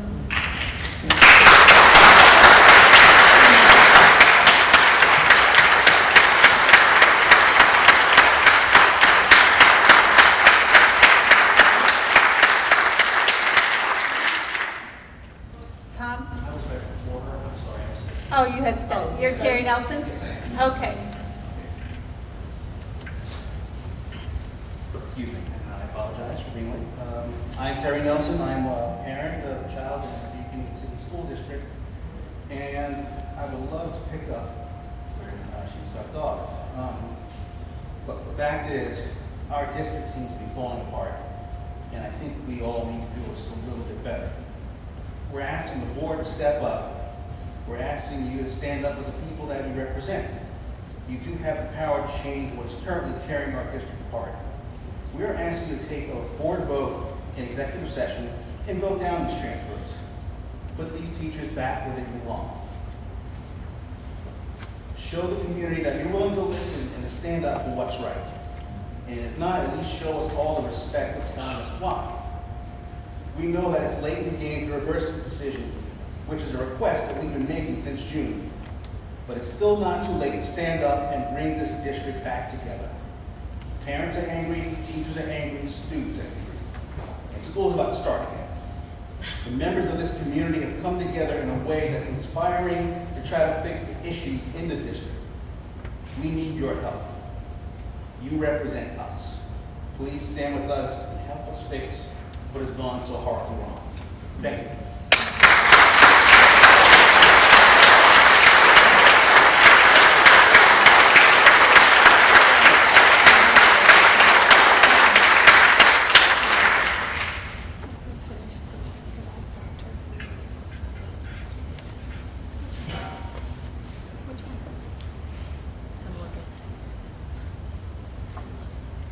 Tom Oliver? I've decided to decline. Okay, thank you.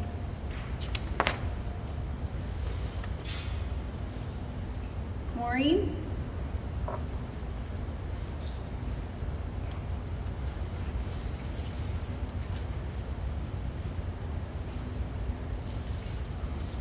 Good evening, thank you. I'm Maureen Brierton. My son attends the school and I'm a taxpayer. And I'll keep it brief because so much has been eloquently said here by the many participants. But there is something rolling through this town. There are troubled waters through this town. The rumor mills are rife, and there is a loss of trust in the leadership of this school district. And it needs clarification. The ethics that we show in our daily work are what we are teaching our children. If we are making decisions behind closed doors and rattling the cages of our children, causing them to have no faith in their schools, we are not setting them on a good path. I honestly don't know the whole scope of what's been going on. I've had my head down and I've trusted this district for a long time, but I've recently become aware, and every neighbor I talk to, and they're not here tonight, they're all acutely aware that something is wrong. I don't know what it is, but it takes courage and leadership to fix the problem. And it takes the ability to be ethically and morally to do the right thing, not to do the wrong thing. We cannot teach our children the wrong lesson. Thank you.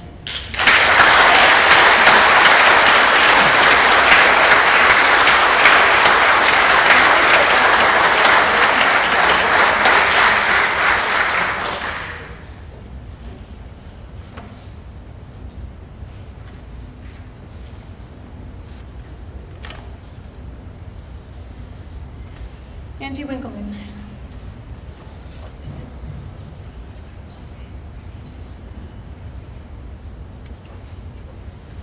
Angie Winkleman, taxpayer, teacher, former teacher at Rob Ave, now teaching at the high school. I wanted to clarify a couple of things first. It was said, I believe, by Mr. Zoff last week that the teachers were all given reasons for their transfers. It's just that we didn't like them. I want to point out that we were not given any more specific reasons than what you saw in the PowerPoint. So we were not given specific reasons. We were told our skills were needed elsewhere, but they weren't really sure what we'd be teaching. The other thing that I would like to clarify is that only one person apparently applied for each of the TOSA positions. The posting that I ultimately saw was not very specific. There was no job description with it. It said, apply and we'll give you a job description. And that posting was not sent to all of the teachers.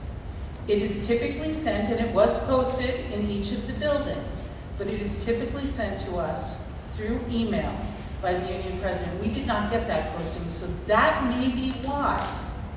And it doesn't, I realize that procedure does not dictate that it has to be emailed to us, but that may be why there were not so many applicants. So I did want to clarify that. The other thing that I wanted to point out was the 3 through 8 testing data has been released, and Beacon, as bad as we looked in the last data that we saw last board meeting, did better than the state average in the 3 through 8 testing. Everybody does abysmally on the 3 through 8 testing. The state average for passing in 3s and 4s was 31%. Beacon did better in both ELA and math.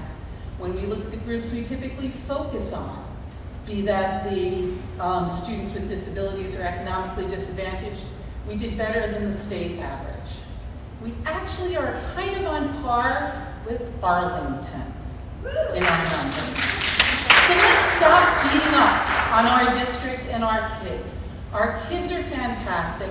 I have never been prouder to be part of this district. As a parent, as a teacher, I have never felt so supported. I want to say thank you to all of the parents and to the board members that have supported us, because this is amazing. Most teachers do not get this kind of support, so thank you.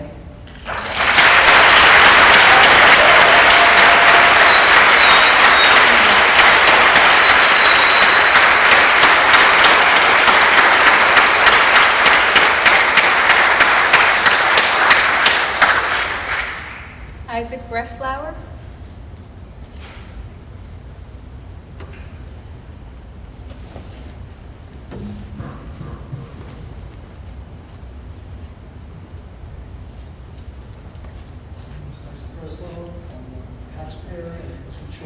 Can you speak up? I'm sorry, I'm sorry, we can't sir, hear we you on the can't sound. hear you. Hi, taxpayer, and I had 2 children who graduated from Beacon City School District. First comment is I realized that you are readdressing the participation agenda, the protocol. I appreciate it because I know I feel there should be better opportunity for dialogue, whereas now kind of helter-skelter. So I hope we'll continue to readdress the protocol. And my other comment is on the human resources position. The topic came up before, and I'm interested in it because there's a lot of rumors and innuendos going out. I've been going to a lot of meetings in many years. Melissa Thompson goes off, and Larry Cohen was here and said, do not rely on social media and that. So I'm bringing it up. There seems to be a lot of concern about an individual being groomed for the position of human resources. And I'm glad to see there's such a large pool of people being considered. I hope you'll pick somebody who's qualified. And the other question was addressed, and was addressed before, about there was some training or certification for human resources. And I want to know if somebody from our district did go to it, who that individual was, and if that's the case, and if there was a fee involved, how was that addressed? Thank you.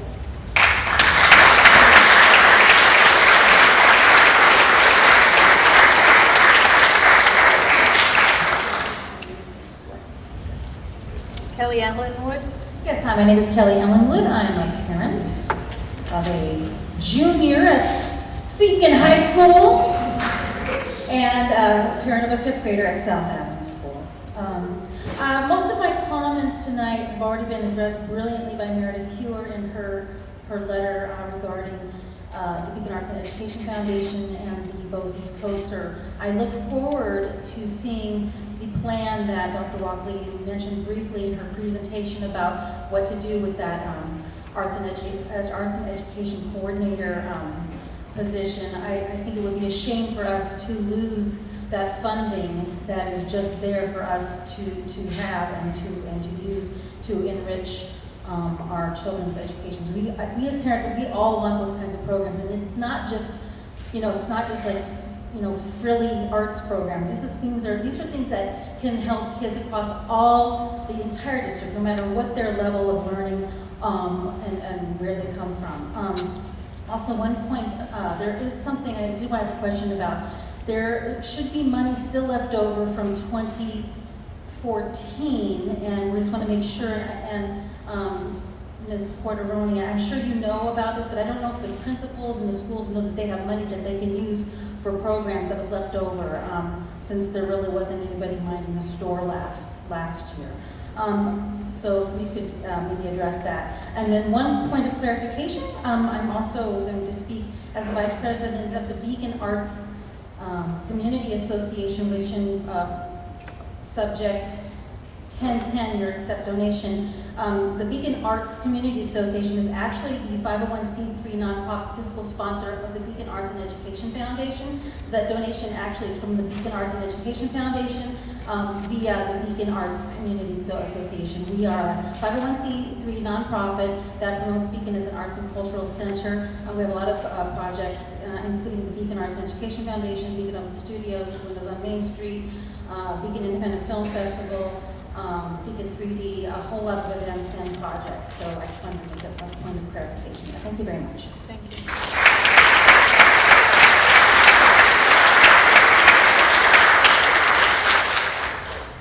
We've reached the end of our list.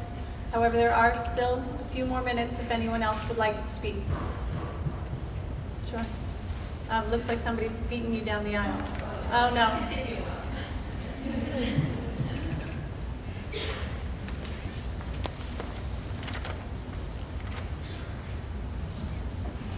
Good evening, I'm Mike Verkowski, taxpayer, Beacon City School District.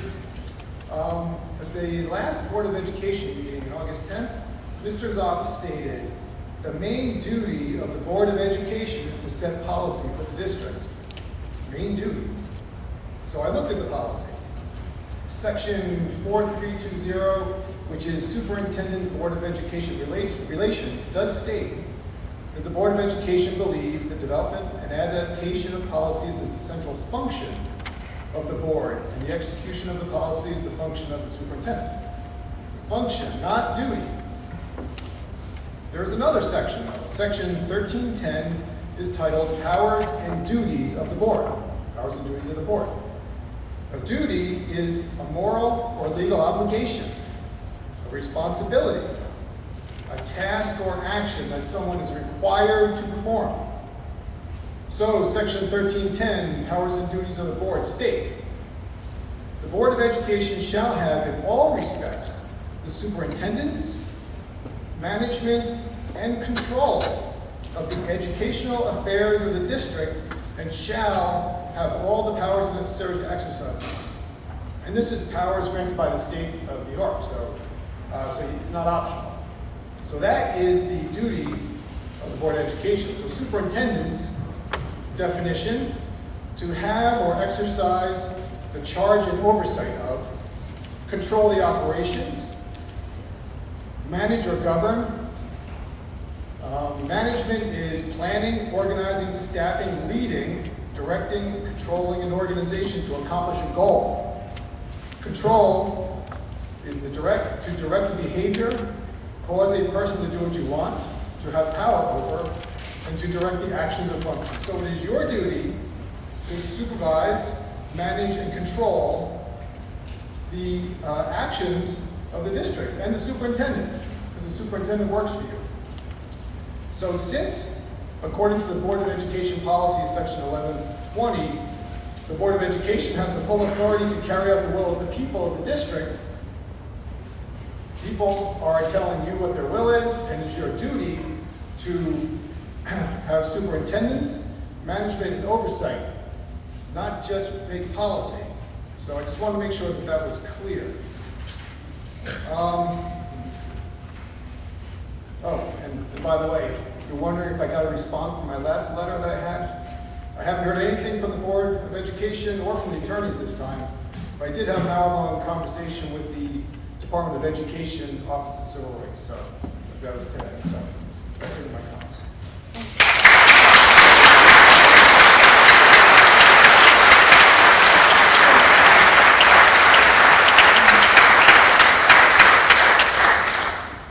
My name is Kristen Flynn. I'm a, is this on? My name is Kristen Flynn. I'm a parent of a student in the Beacon City School District and a taxpayer.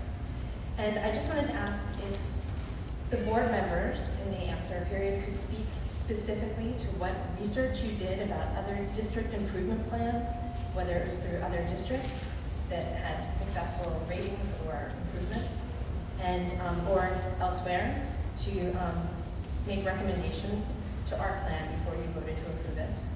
And additionally, I would like to ask Dr. Walkley directly, given her stated desire to eliminate educational silos, if she has reached out to any other districts. For example, the Highland Falls District, which was one of the only 2 districts in New York State to move off of the focus list last year, for insight as to best practices and recommendations in the development of our improvement plan. And I would also recommend their mission statement. Finally, unrelated, I just wanted to find out if the union president was interning at the district office while negotiating on behalf of the teachers, and if this was not considered a conflict of interest, then what steps were taken to make sure that the teachers were protected during this time?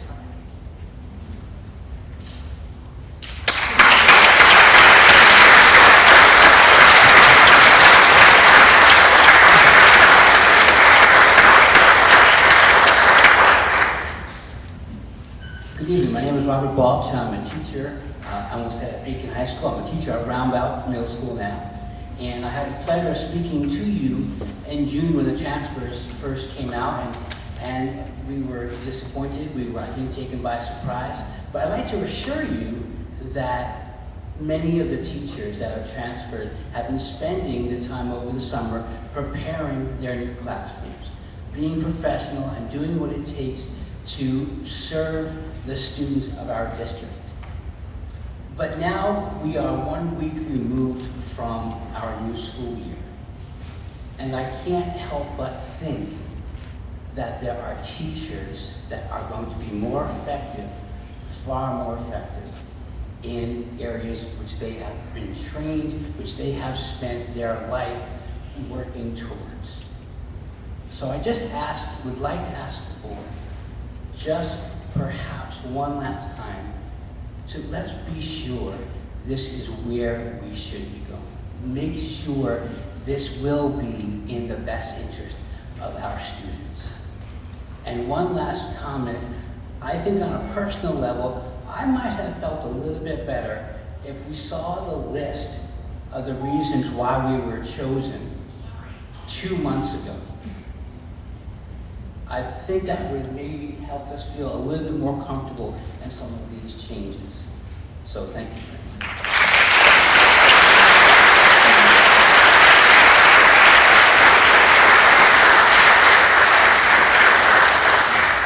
Hi, my name is Samantha Horton, and I want to start by apologizing because last time I spoke, I got a little emotional. I get flashbacks sometimes, and they really mess my head up. That being said, sorry. However, I did go home and watch the video once it was available online, and I have, to say the least, I was very disappointed in the responses from Dr. Walkley. I thought they were very cold, and I didn't think they answered anything. And that being said, the fact that all these people are still here, and I saw the letter from Jody, and I want to say I back that 150%. All these people are still here, and we are still upset. But we do not want this to happen. And you people, the board, you guys represent us. I am a parent as well, so I am a parent of this school district. That being said, you're representing me. So please, do not disappoint me, do not disappoint these people.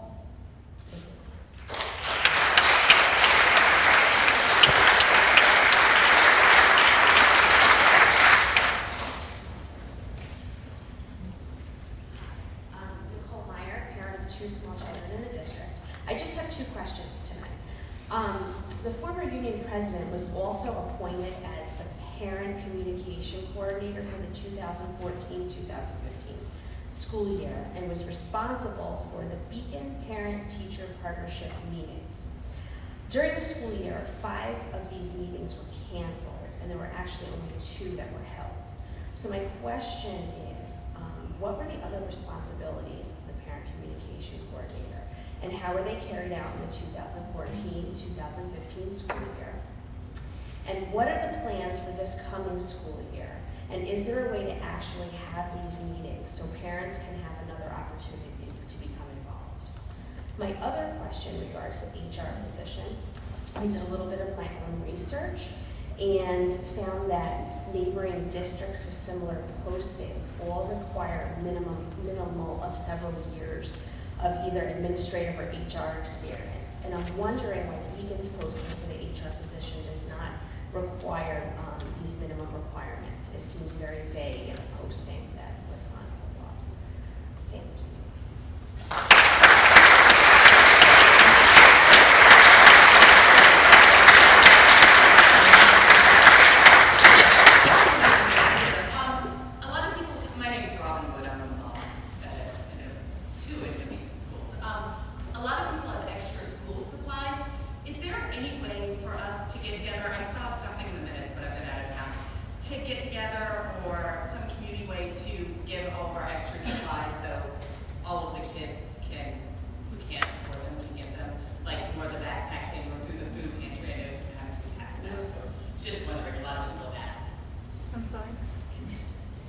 Thank you for your question.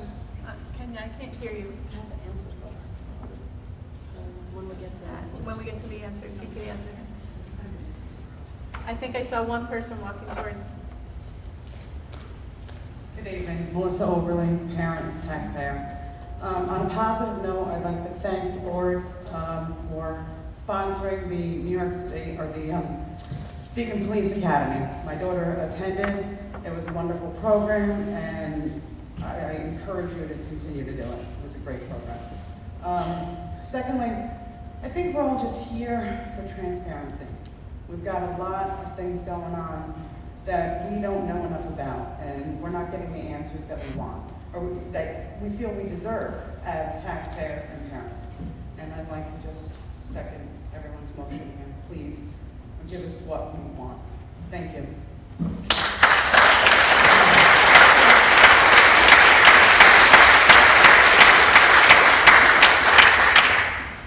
Good evening, Lorraine Hextall, taxpayer, community member, parent, grandparent.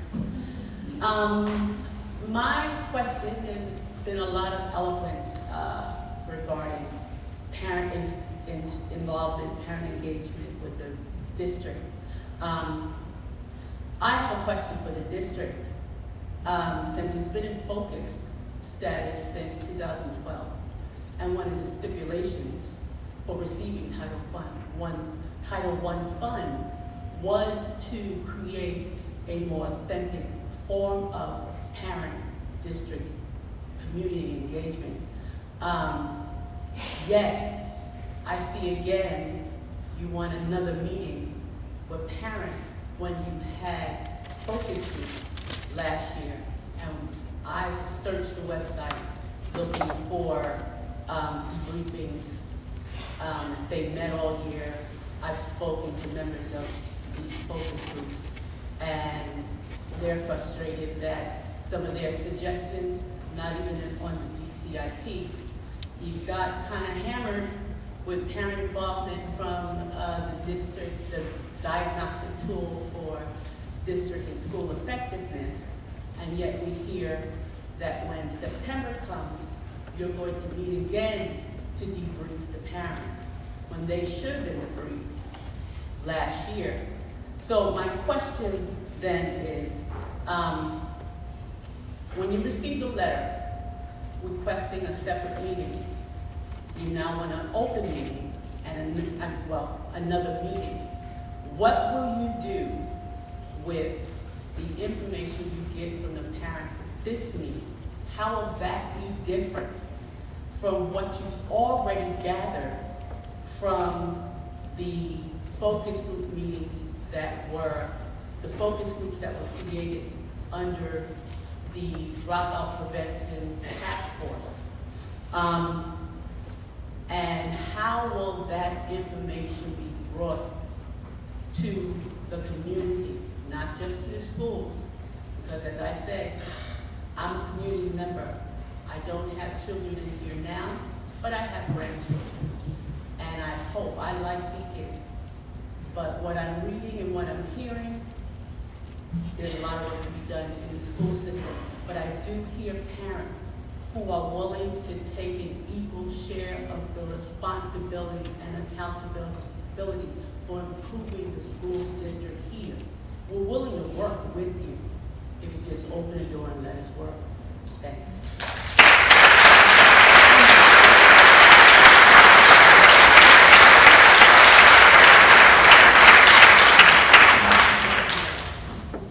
Okay, if there are no further comments, thank you.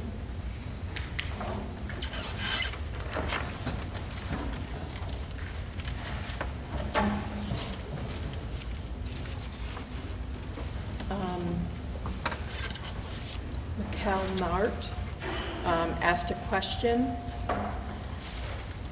and she was wondering about the makeup of the committees of the DSIP and the SEP.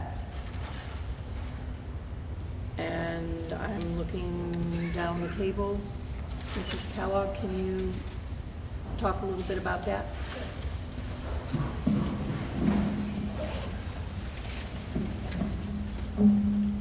For the DSIP and the SEP committees, we had representatives across the district. We had administrators, we had teachers, we had parents, many of whom were teachers in the district.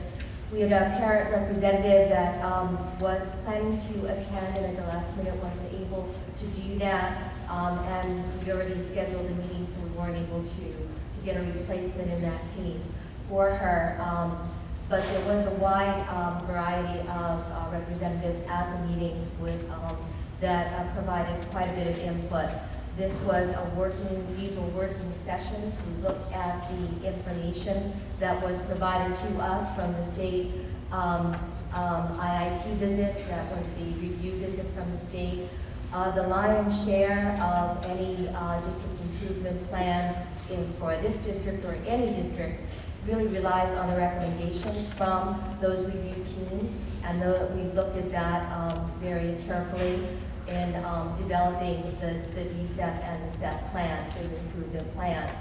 I had been to Albany several times this year at the DITSD training sessions where we had opportunities to look at developing really effective plans with lots of representatives from other school districts across the state. So there was training involved in that. I led the sessions, but it was really working sessions with the people that were represented on the committee. The DSIP and the SEP plans are on the website. They've been shared with the principals. I'm sorry? Excuse me, can I just finish? I'm sorry. I'm not, yes. Part of what we discussed, just a moment, Ms. Kellogg. Okay, that's right. Part of what we discussed at the start of the meeting is no longer will there be outbursts from the public. The public has the opportunity, I'm sorry, please excuse me, but you had the opportunity to ask your questions. If there's additional questions, you're welcome to. My question was, who are the parents that were involved? Okay. There are no additional comments to come from the public once the board has begun answering the questions. 60 minutes were allotted for everyone to ask their questions. If you find that you're not receiving the answer completely, then I welcome you to write to the board, send an email to Kelly that she'll get to the board, and we can answer those questions. But outbursts from the audience at this time is counterproductive.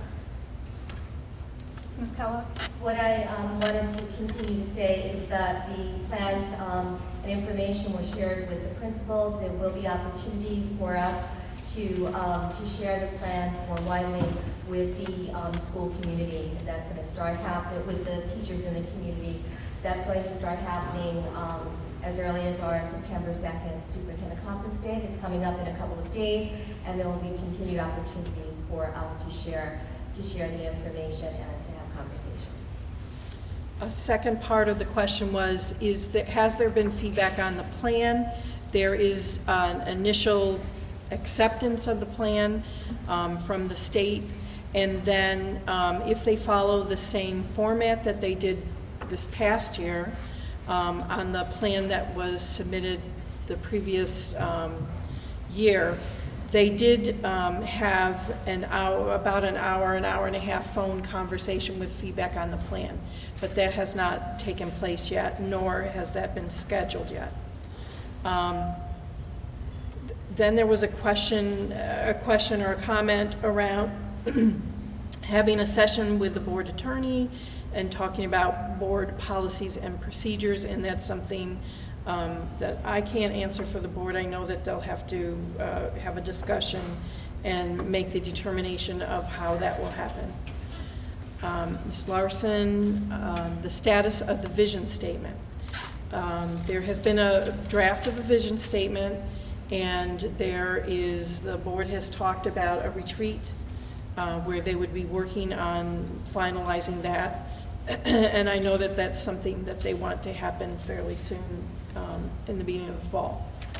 And part of the questions that were asked, what do we stand for? Is it hands-on learning? Will partly be answered by the vision statement.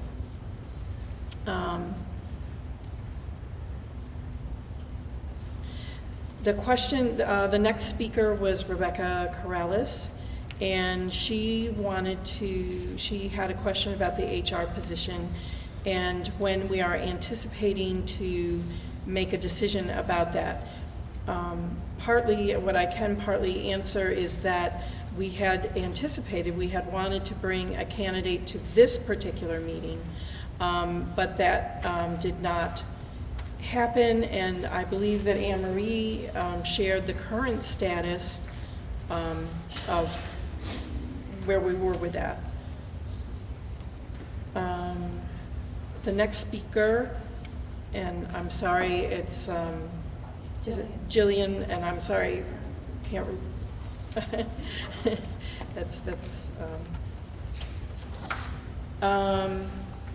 She talked about the posting of positions, and the positions are minimally required to be posted 7 days, and that includes weekends.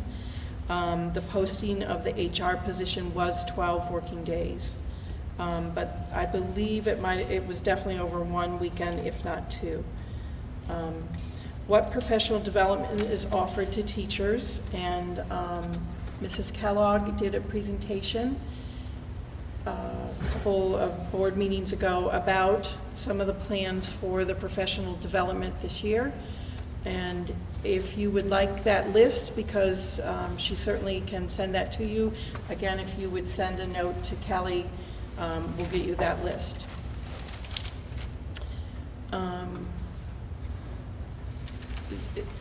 The next speaker was Mr. Sang, and he made some comments, but I didn't find a question in there. The next speaker was Carla Springer, and she asked about HR seminars. And I'm going to tie this to a later speaker as well. We did send 2 building principals paid for, and sent 2 building principals to the HR boot camp this year.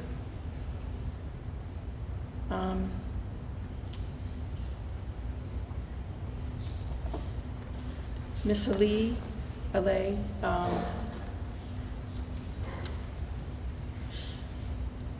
talked about the APPR of 2012-13 and how was it that other districts got it right. That's a great question, because there were only a few districts that year that tied the APPR to the state assessments. And for those of you that are studying the new proposals for the APPR, I think that you're going to find that many districts will be doing that this particular year, and other districts started it. It was, everybody always says, don't do something the first year. And that was certainly true that particular year, because not only did the state impose a number of regulations on school districts before we really knew that much about it, they also changed the test that year. And they were very challenging for the students right across the state. The next speaker, number 9, didn't really ask a question, but talked about the roles and responsibilities of the board and their decision-making power. Katie Helmuth Martin asked questions about payments that were made to past superintendents and why. And I'm going to defer that question.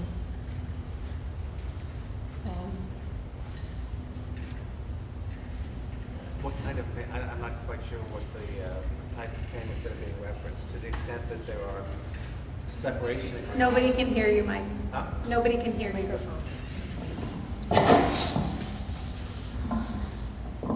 There were limits on the district's ability to discuss the specifics of any separation agreements that may have been in place with prior superintendents.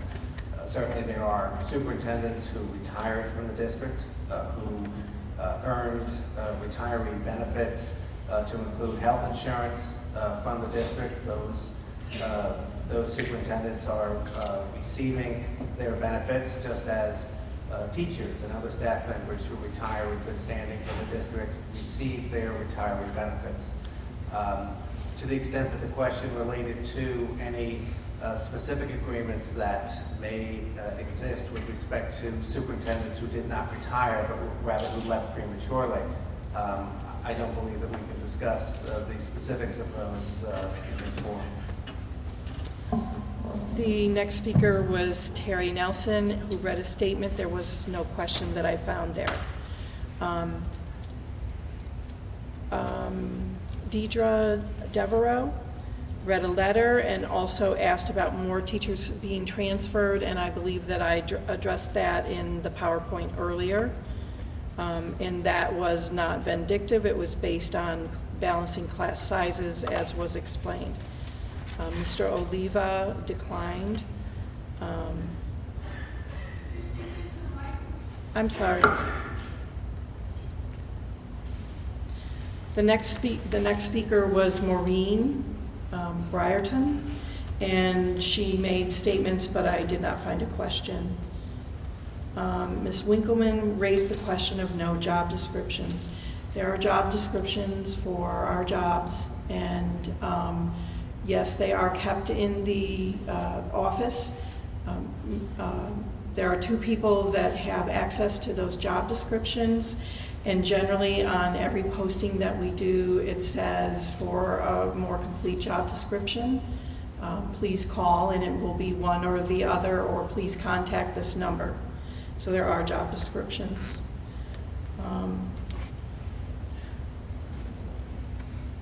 The next speaker, number 16, I believe I have answered the question. It was about who did the district pay, that we paid to building principals to attend the HR boot camp. The next speaker, Ms. Allenwood, there was no question. She talked about leftover money. The next speaker, number 18, made comments and no question. Number 19, Christian Flynn, asked the question if I had looked at other districts who came off the focus list. And actually, this year, we would have come off the focus list.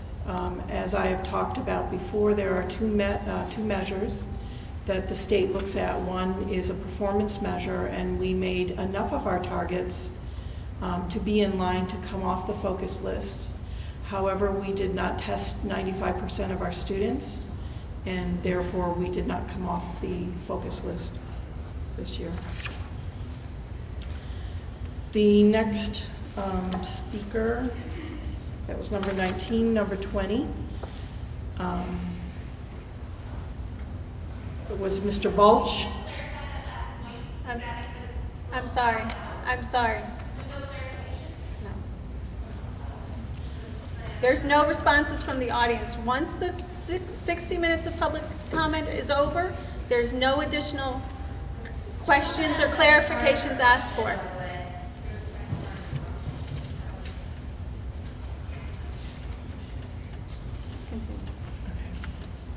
Mr. Walsh, and I didn't find a question there. And I'm sorry I did not get number 21's speaker's name, but I didn't find a question. Last year, I was trying to remember how many parent forums that were scheduled. And I'm going to make a guess, and if this is not the right number, I apologize. I believe there were maybe 7 that were scheduled. We had we had parent presentations about navigating the high school around sports and scholarships, particularly with sports, all the way to we had speakers like Carly's Crusade who shared information about some of the programs that they do with students. There was the parent portal night. There were a number of different nights.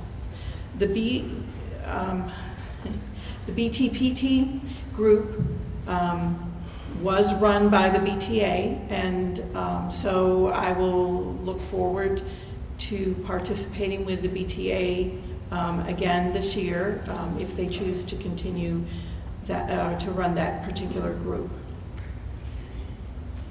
The next person was school supplies, and Kenya wanted to answer that question. Yes, but could I say something first? Yeah. We did get that donation, that wonderful donation from Poughkeepsie, and today I also got a phone call, and I'm sorry I don't remember the name of the church, but a church also said that they had extra school supplies that they would like to donate to the district. So we're working on that. So there are extra school supplies in Kenya.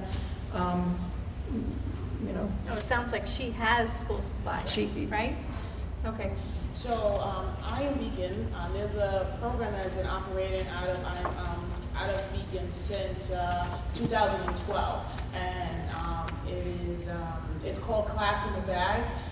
It is anonymous. It provides backpacks to students in the district that need them through the committed social workers in the district. So those supplies, if you want, Robin, you and I could meet. You could even help me pack some of the bags, at your convenience. And then we could give them to the social workers in the district, and they distribute them. So this way, there's no interaction with us with other kids in the district. It's just totally anonymous, and greatly appreciate it.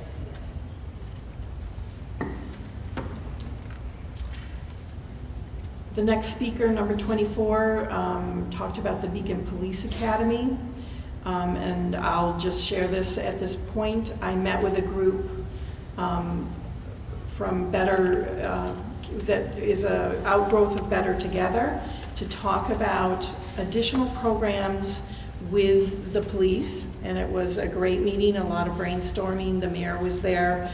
And so we are going to be working together on additional programs. They also felt that the Police Academy was a great success, and they're looking forward to repeating that again for middle school students and having people, some of the students who attended this year, help with the program next year.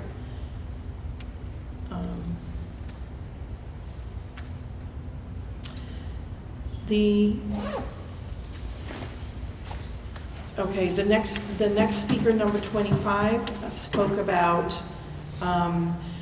what to do with this next focus group and why isn't it connected to maybe the work that had already been done to date. The Dropout Forum, from the Dropout Forum, there were 4 groups. One was on parent education, one was on connecting students to the school and community, one was a culture of care and respect, and there was also a group looking at attendance.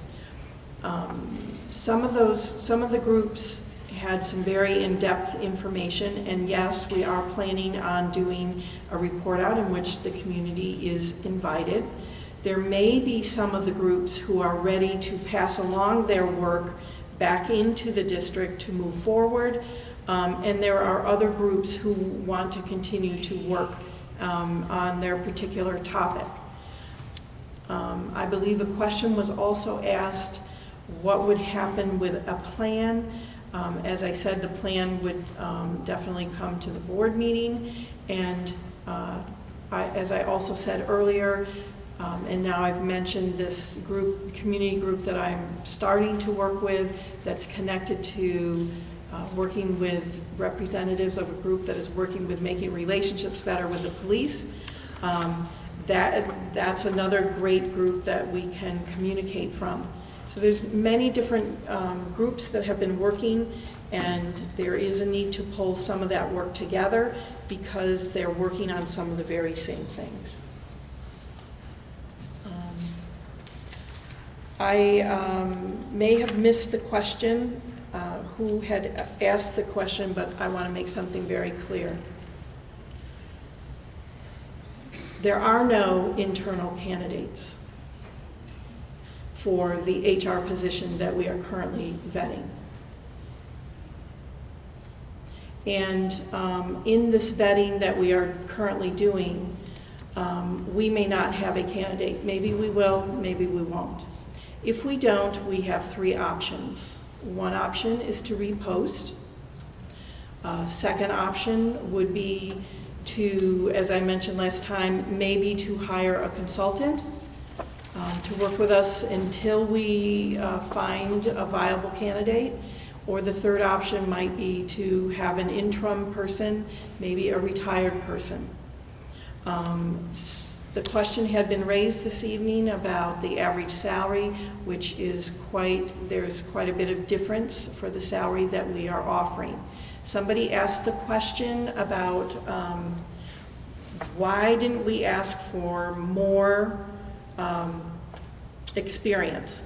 As I said earlier, I'd love to have a very experienced person walk through the door.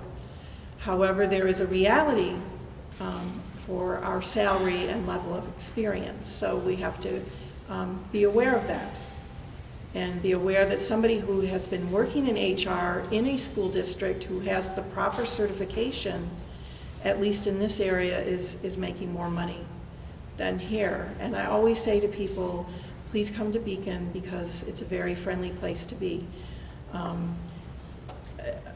So that's what we would be saying to candidates who have come from other areas, who have much more experience and may have a much higher salary than we have currently budgeted. And I believe, if there are more that you would like to answer.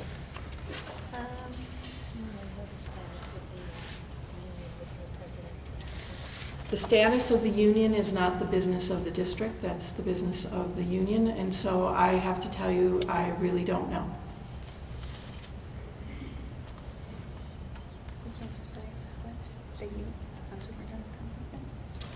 Well, I can say that they will be meeting on Superintendent's Conference Day, but what they do in that meeting is their business.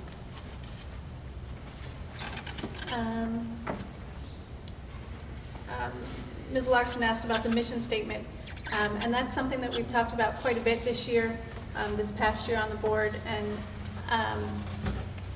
it's just such an important statement that I don't think we've all come together to really grasp exactly what words we want to use. We've talked about it on multiple occasions. Dr. Walkley did tell you that we are intending to do a board retreat, which is something that, this is my 9th year on the school board, and every year we do a board retreat, and every year we talk about the mission statement. The one thing that's different this year that I do not remember ever doing before is we're bringing in the New York State School Boards Association to run our retreat and to organize that for us and to help us to build a better board. So there will be a mission statement coming from after that event. Mr. Rakowski, you haven't received a response yet because while I have begun to draft it, I need the assistance of our attorney, and until I have that, there will not be you will not receive my response. Deb Davidovitz talked about the roles and responsibilities forum. We did talk about that at the policy committee meeting, and I do think that that's something that we can do during a board workshop. later on. You know, the workshops in the next few bits will be, you know, how was the opening? You know, what are we doing with children at the start of school? But once we get past that, I believe that we'll have some time to do that during a workshop, and I think it's important for everyone to see it.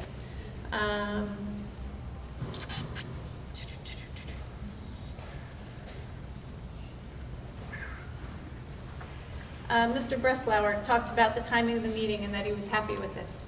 I think we're all happy with this. Our intention is always to make things easier for everyone, but I want to impress upon you that if there's a night when we invite children to come to our meeting, we will reverse the time, because we will want the workshop to happen as early as we can so children can go home and, you know, have their bedtime at their normal time. We wouldn't want children to wait until after we have executive session. And when that time does come, and it will, because there are nights when children are invited to our meetings, we will announce early on that there will be a reverse in the time, but otherwise, we intend to continue with this schedule. I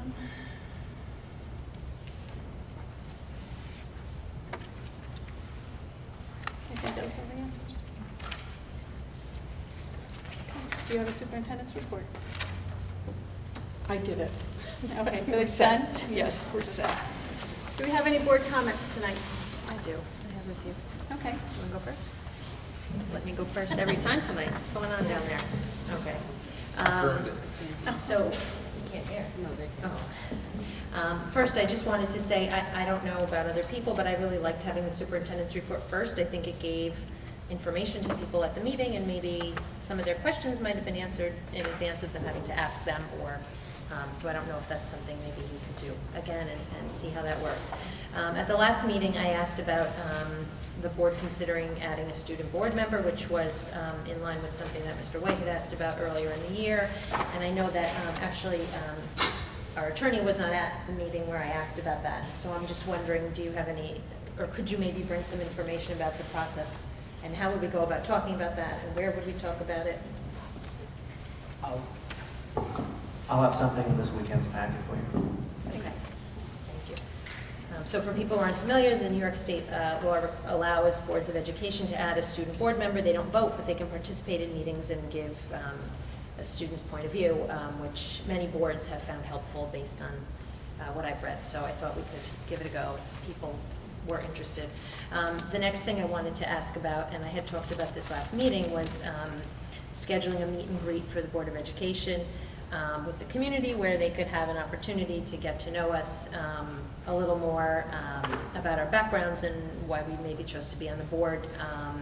We had talked about Spirit of Beacon Day. I just didn't feel like that was maybe the best venue because people are busy and they're hopping from their school to their baseball team to wherever. So I don't know when would be a good time, but I don't know if maybe we could think about that at some point in September or October. People have thoughts on that? Maybe during a workshop. Yeah. Like So- almost do one each time during a workshop or something. We're here. What, each one of us just tell about ourselves? Yeah, give a little synopsis of us and stuff if they want. During a workshop? Why not? We could do it during board comments. We could. I might tonight. But I think you can let people know in advance that that's what you're going to do, and so if they're interested in coming and hearing that, and then if not, they can skip it. But, you know, I mean, I'm not looking to give, a 2-hour summary, but I think it's important for, as community members are attending our meetings, for them to, we get to hear a lot about questions that they have, so it might be something interesting. So if we could possibly find some time in September or October to do that, I would appreciate it. The next thing I wanted to say was that I have been speaking to a lot of people in the community, and Anne Marie, maybe correct me if I'm wrong, they have a lot of questions about the Jehovah's Witnesses properties that are being purchased. And I think some people have a little bit of a misunderstanding as to the process that takes place. And so I'll say what I've been sharing, let me know if I'm on target. So when an organization believes they're tax exempt, they go to the municipality where the property is located. So if it's in the town of Fishkill, as these properties are, they would go to the town of Fishkill, who would then make a determination based on their application. And then that information would be sent to the school district, and the school district would implement whatever decision the municipality made. Correct. The municipality makes the assessment valuation, whether it's tax exempt, and that assessment information is sent directly to the school district. So the school district doesn't make the decision as to whether a property is tax exempt? No. I just wanted to make sure I was right. And then the last thing I just wanted to say is this is our last meeting before school starts, so as a teacher myself, I know our first day back was today. It's always a rough day, and I just wanted to wish everybody good luck. That's it. All right, I'll go next. One, I'd like to piggyback off of Christine with a student board member.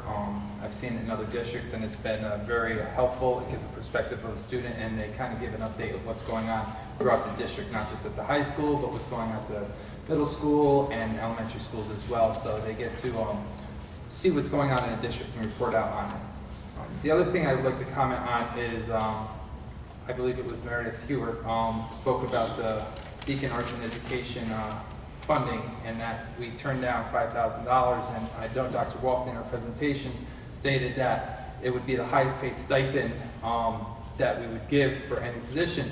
I was just wondering, could we have done an SMOA for that to get that in as a stipend for someone in the district?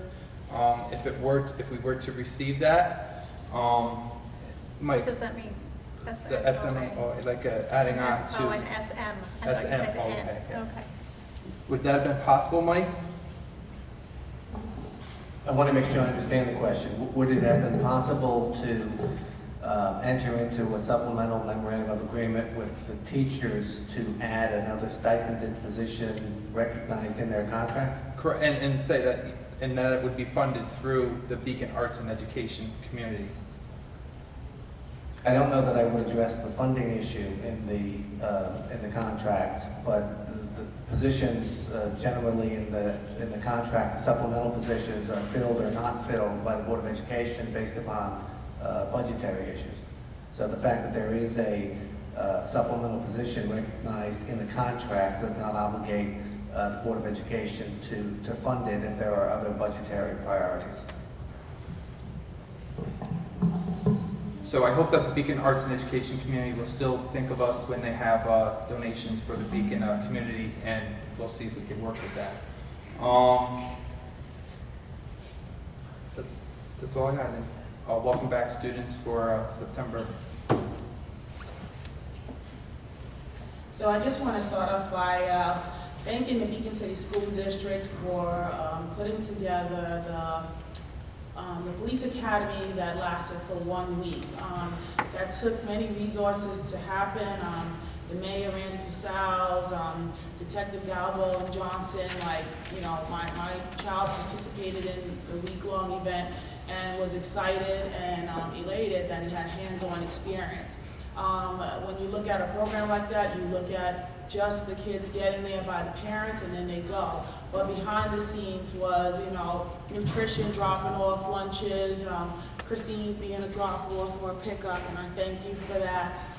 The bus department that did transportation, so the collaboration to make an event like that possible in this district, makes me excited because it affords our children of the district a free opportunity to see what a possible career can be for them without the expense to the parents. So I just want to say thank you for that. I just want to know the status of the Grow Your Own. I know Dr. Walkley had stated the district no longer qualifies for the other program that I wanted to get back into, but the Grow Your Own is for 9th and 10th graders, for students who want to become teachers, so I just want to know the status on that.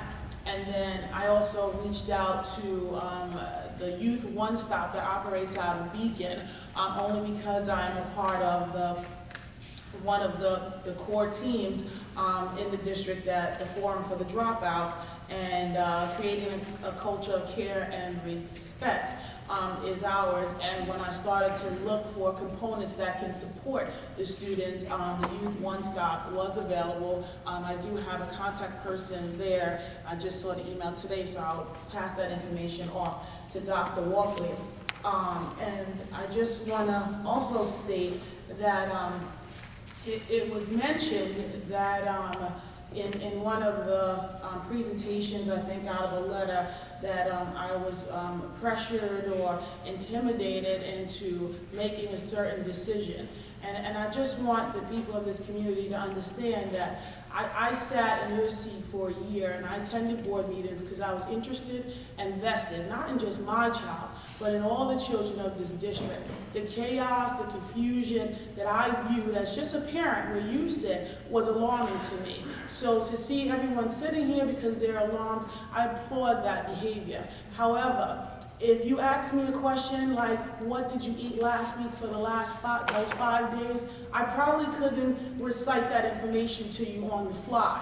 And so therefore, instead of giving you inadequate information, I want to give you accurate information so that you can rely on, when you ask Kenya a question, Kenya's giving you an answer that's accurate and that you can rely on. And because the superintendent was not afforded the opportunity to research some of the questions that she was given, she could not answer effectively. And so therefore, that is my reason for refraining from giving a yes answer. Not that I was intimidated, not that I, was forced or pressured. So I just want to clarify, that for the community. I sit here because I respect, the powers that be, and I also sit here because I'm invested in the education and the, everything that goes with education. Our teachers, our students, because again, I am a parent. My kid has to go through school in this district, so I want it to be the best place for him or her to actually learn. Thank you.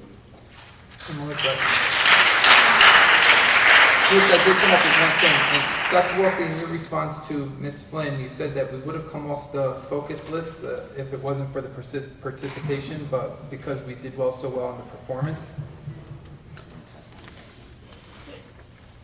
In the feedback from the state that we received about our focus status, what it said is, did we meet enough targets? On the performance side, the answer was yes. And on the question, did we test enough students? The answer was no. So I think the question that was asked is, why was that? That's because we did not test 95% of our students. So for the performance, we did perform well enough to be off the focus list, but because of the participation, we stayed on it. That's correct. Okay, I just want to make sure. Okay. Any other comments tonight?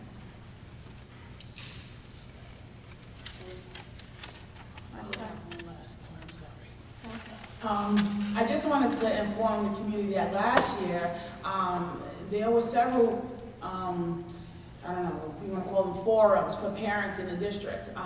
There was a parent portal rollout in March. There was 318 Navigating Success for high school and the middle school. Again in March, it was Understanding Sports and Programming. In April was ESL program and how parents can help. Again in April, there was a College Crusade. There was educational opportunities for students of immigrant parents, and there was dating and college campus awareness. Now, I have this information only because I was the parent communicator coordinator before I got on the board. And so one of the roles was to develop things that were part of the Title I, I'm going to say, Dr. Walkley, right? That's correct. Title I money to actually meet it. You have to have certain criteria and you have to meet the weaknesses in the district. So we did that. I did that, and in that I got the highest attendance, and shout out to Romo because he was in there for hours, with sports. So parents were there and they were really involved in getting that information in the middle school. The other areas of concern, those forums were lowly attended. So again, if there's an interest out there, I think that presenting your interest, in things that will move us forward to the district will help us, because here you have all of these and they were not attended well. And so they are in the evening, and if something else works, I think we need to say what works. But we have to go to the source to get the answers so that we can move forward and not speak amongst ourselves and not get anywhere. It's just my opinion. Thank you. Just to piggyback on what, you had something else, Anthony? Did you? Yeah. I'm thinking about the performance, the question to the Ms. Larson about the performance. If we perform so well and we would be off the focus list for the performance, then why did we change all the teachers? So Anthony.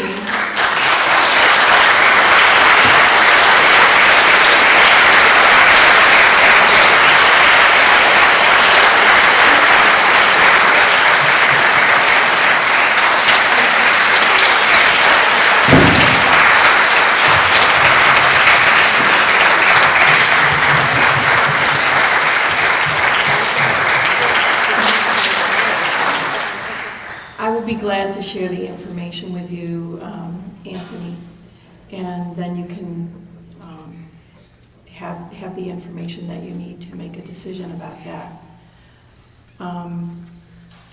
The being a focus school, being on a list, is a very slippery slope. And so, as you know, this year the middle school came off the list, and it is now back on the list. So it is a slippery slope, and you need to take a look at the data and what the targets were that were set, and then make a decision. Okay. All right, well, I don't have comments tonight, but I guess I'll kick off, let's get to know a board member. As I said before, this is my 9th year on the school board. All right, well, we'll go for it. So my 9th year on the school board, I'm a parent of 3 children. I have a 2011 graduate of Beacon High School who's currently a student at Northeastern University. I have a son entering his senior year here at Beacon High School and a daughter entering the 8th grade. Now, doing the math, I've been a board member since that 8th grader was in kindergarten. So with 3 small children and working full-time, my degree is from Pace University. I have an accounting degree. I spent my career as an auditor. However, I'm no longer working in my field. I do a much simpler job with less headache, so that I have time for my 3 children and my position here on the Board of Education. Certainly, I'm not an educator. However, I'm married to an educator, so much of my knowledge of education or the process of a school or district or relationships within school districts come from my relationship at home and the knowledge I have that I share with my husband. I'm not sure what else I could give you. My interests are reading, and I'm a big fan of athletics. I'm a diehard Yankee fan. My children happen to be very involved in many things, athletics as well as dance, as well as art and music. If any time you see me on the street, I'm welcome to talk with anyone. I am around, while I live in Glenham, I am in Beacon often. I'm very approachable. Anytime you see me, you want to ask a question, I speak with many people in this audience on many occasions, and I'm always open to do so. Somebody else gets this chance next time.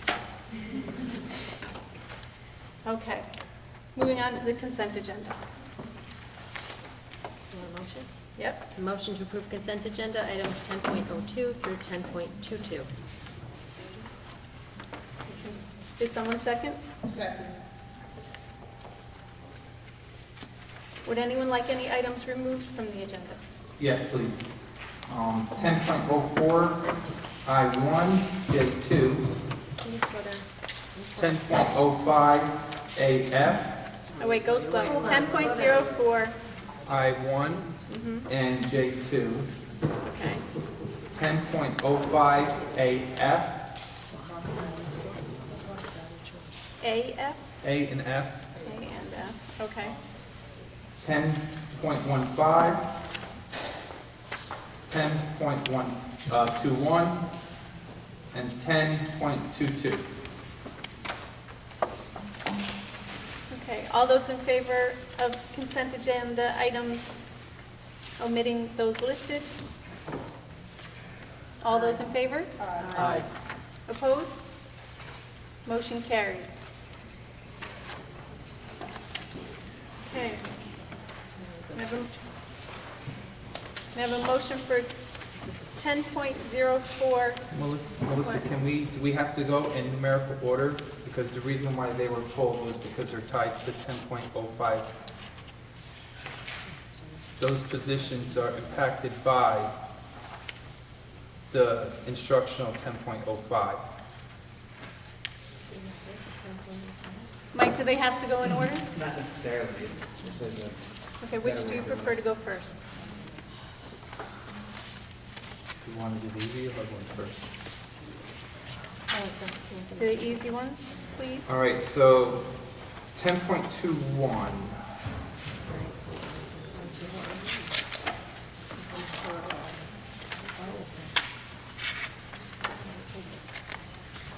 It's to approve a protocol.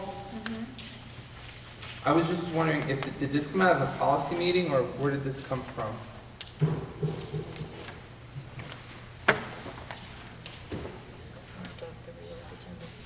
This came from the reorg agenda. It had been, this protocol, we've spoken of this often, in fact, many times, and it was not located. It should have been on the reorg agenda on July 1st, and it was omitted. We included it tonight to ensure that it was in place where it belonged. We re-adopt this each year, but we've spoken about it many times in the last few months. Okay. I was just wondering where it came from. That's why. It should have been on the reorg agenda, and it was omitted, so we're just making sure it's in place now. Okay. So you want to vote on that one? Okay. May I have a motion for 10.21? Motion to approve item 10.21 protocol. Second. Comments or questions? All those in favor? Aye. Opposed? Motion carried. 10.22. Okay. It says approved reorganizational authority, so these were also supposed to be Yes. on the, Mhm. on the reorg meeting on July 1st. Right. Okay. May I have a motion for 10, that's it? Were these people facilitating these roles even though they weren't appointed?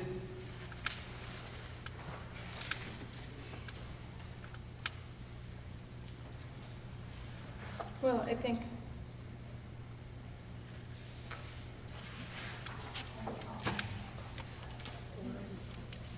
These are like, yeah, I don't know how to describe them, but these are all positions that are kind of like running positions. Superintendent to certify They roll payrolls, over. you know, they're just. Okay, so they were Yes, left they've been off. doing, right, it was Okay. left off July 1st, but they Okay. continue to do those positions. May I have a motion for 10.22? Motion to approve item 10.22 reorganizational authorizations. Comments or questions? All those in favor? Aye. Opposed? Motion carried. 10.15. 10.15.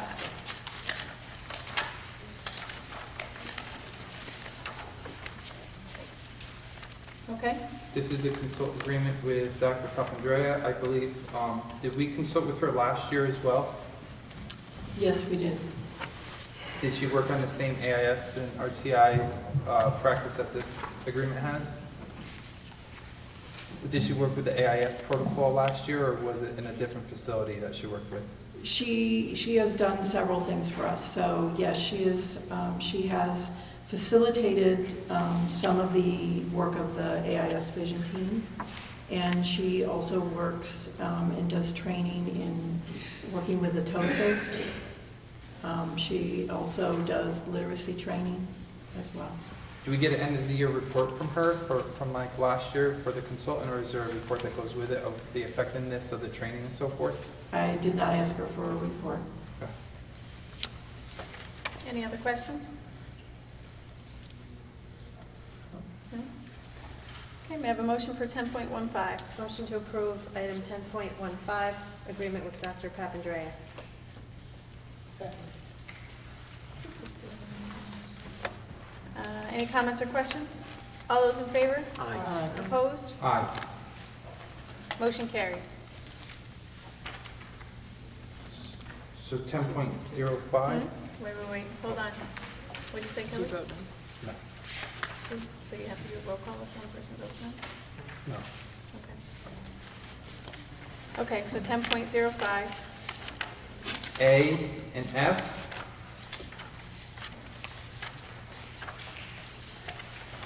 I don't have any further discussion, but I wanted to not vote on that as a whole. Okay. Sorry, I couldn't hear what you said, Anthony. I said, I don't have any further discussion. They were the increase in the TOSAs for the 10.05A, and F was the appointment of the TOSAs. I don't have anything further unless Dr. Walkley or Ms. Gallup have any other information that they feel they want to tell us about the TOSAs. I just wanted to vote on them separately. Okay. Thank you. Sorry, I Okay. couldn't hear you.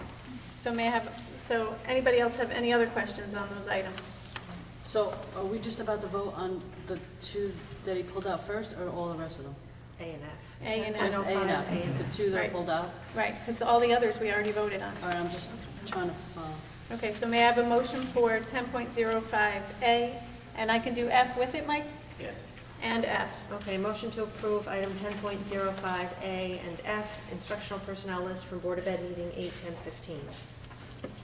Second. Comments or questions? All those in favor? Aye. Opposed? Aye. Motion carried.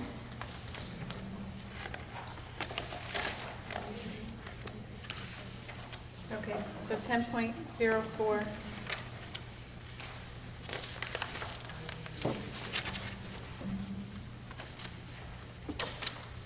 I.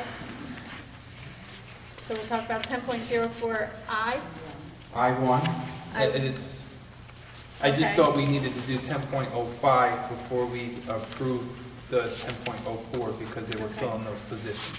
Okay, and J2. And J2. Okay, so no further questions, right? I have no further questions. They're Okay. filling those. Anybody else with further questions? Okay, may I have a motion for 10.04 I1 and J2? Motion to approve item 10.04 I1 and J2. Second. Comments or questions? All those in favor? Aye. Opposed? Motion carried. Okay. May I have a huh? Can we introduce the person that was just appointed? For a part-time teacher? We only introduce administrators. We just pass them now.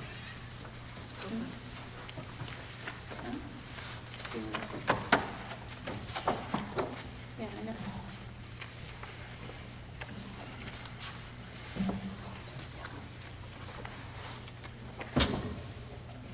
Well, we'd like to introduce 10.04 I1.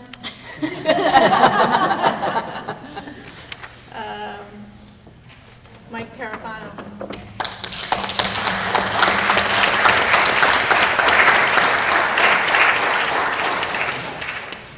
Mike returns to us, Mr.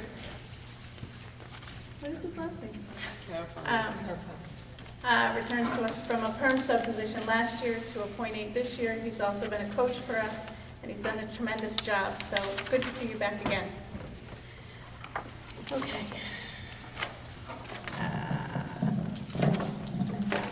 The addendum. May I have a motion for the addendum? Sure. Motion to approve the addendum to the instructional personnel list. Do I have to read them? Mike? Yeah. That's it. Motion. Do we have a second? I didn't hear what you said. The addendum. She made a motion to Motion approve to the addendum. approve the addendum to the instructional personnel list. Second. Comments or And questions? DQ. All those in favor? Aye. Opposed? Motion carried. May I have a motion to adjourn the meeting? Motion to adjourn the meeting. Second. Comments or questions? All those in favor? Aye. Opposed? Motion carried. Thank you all for coming out.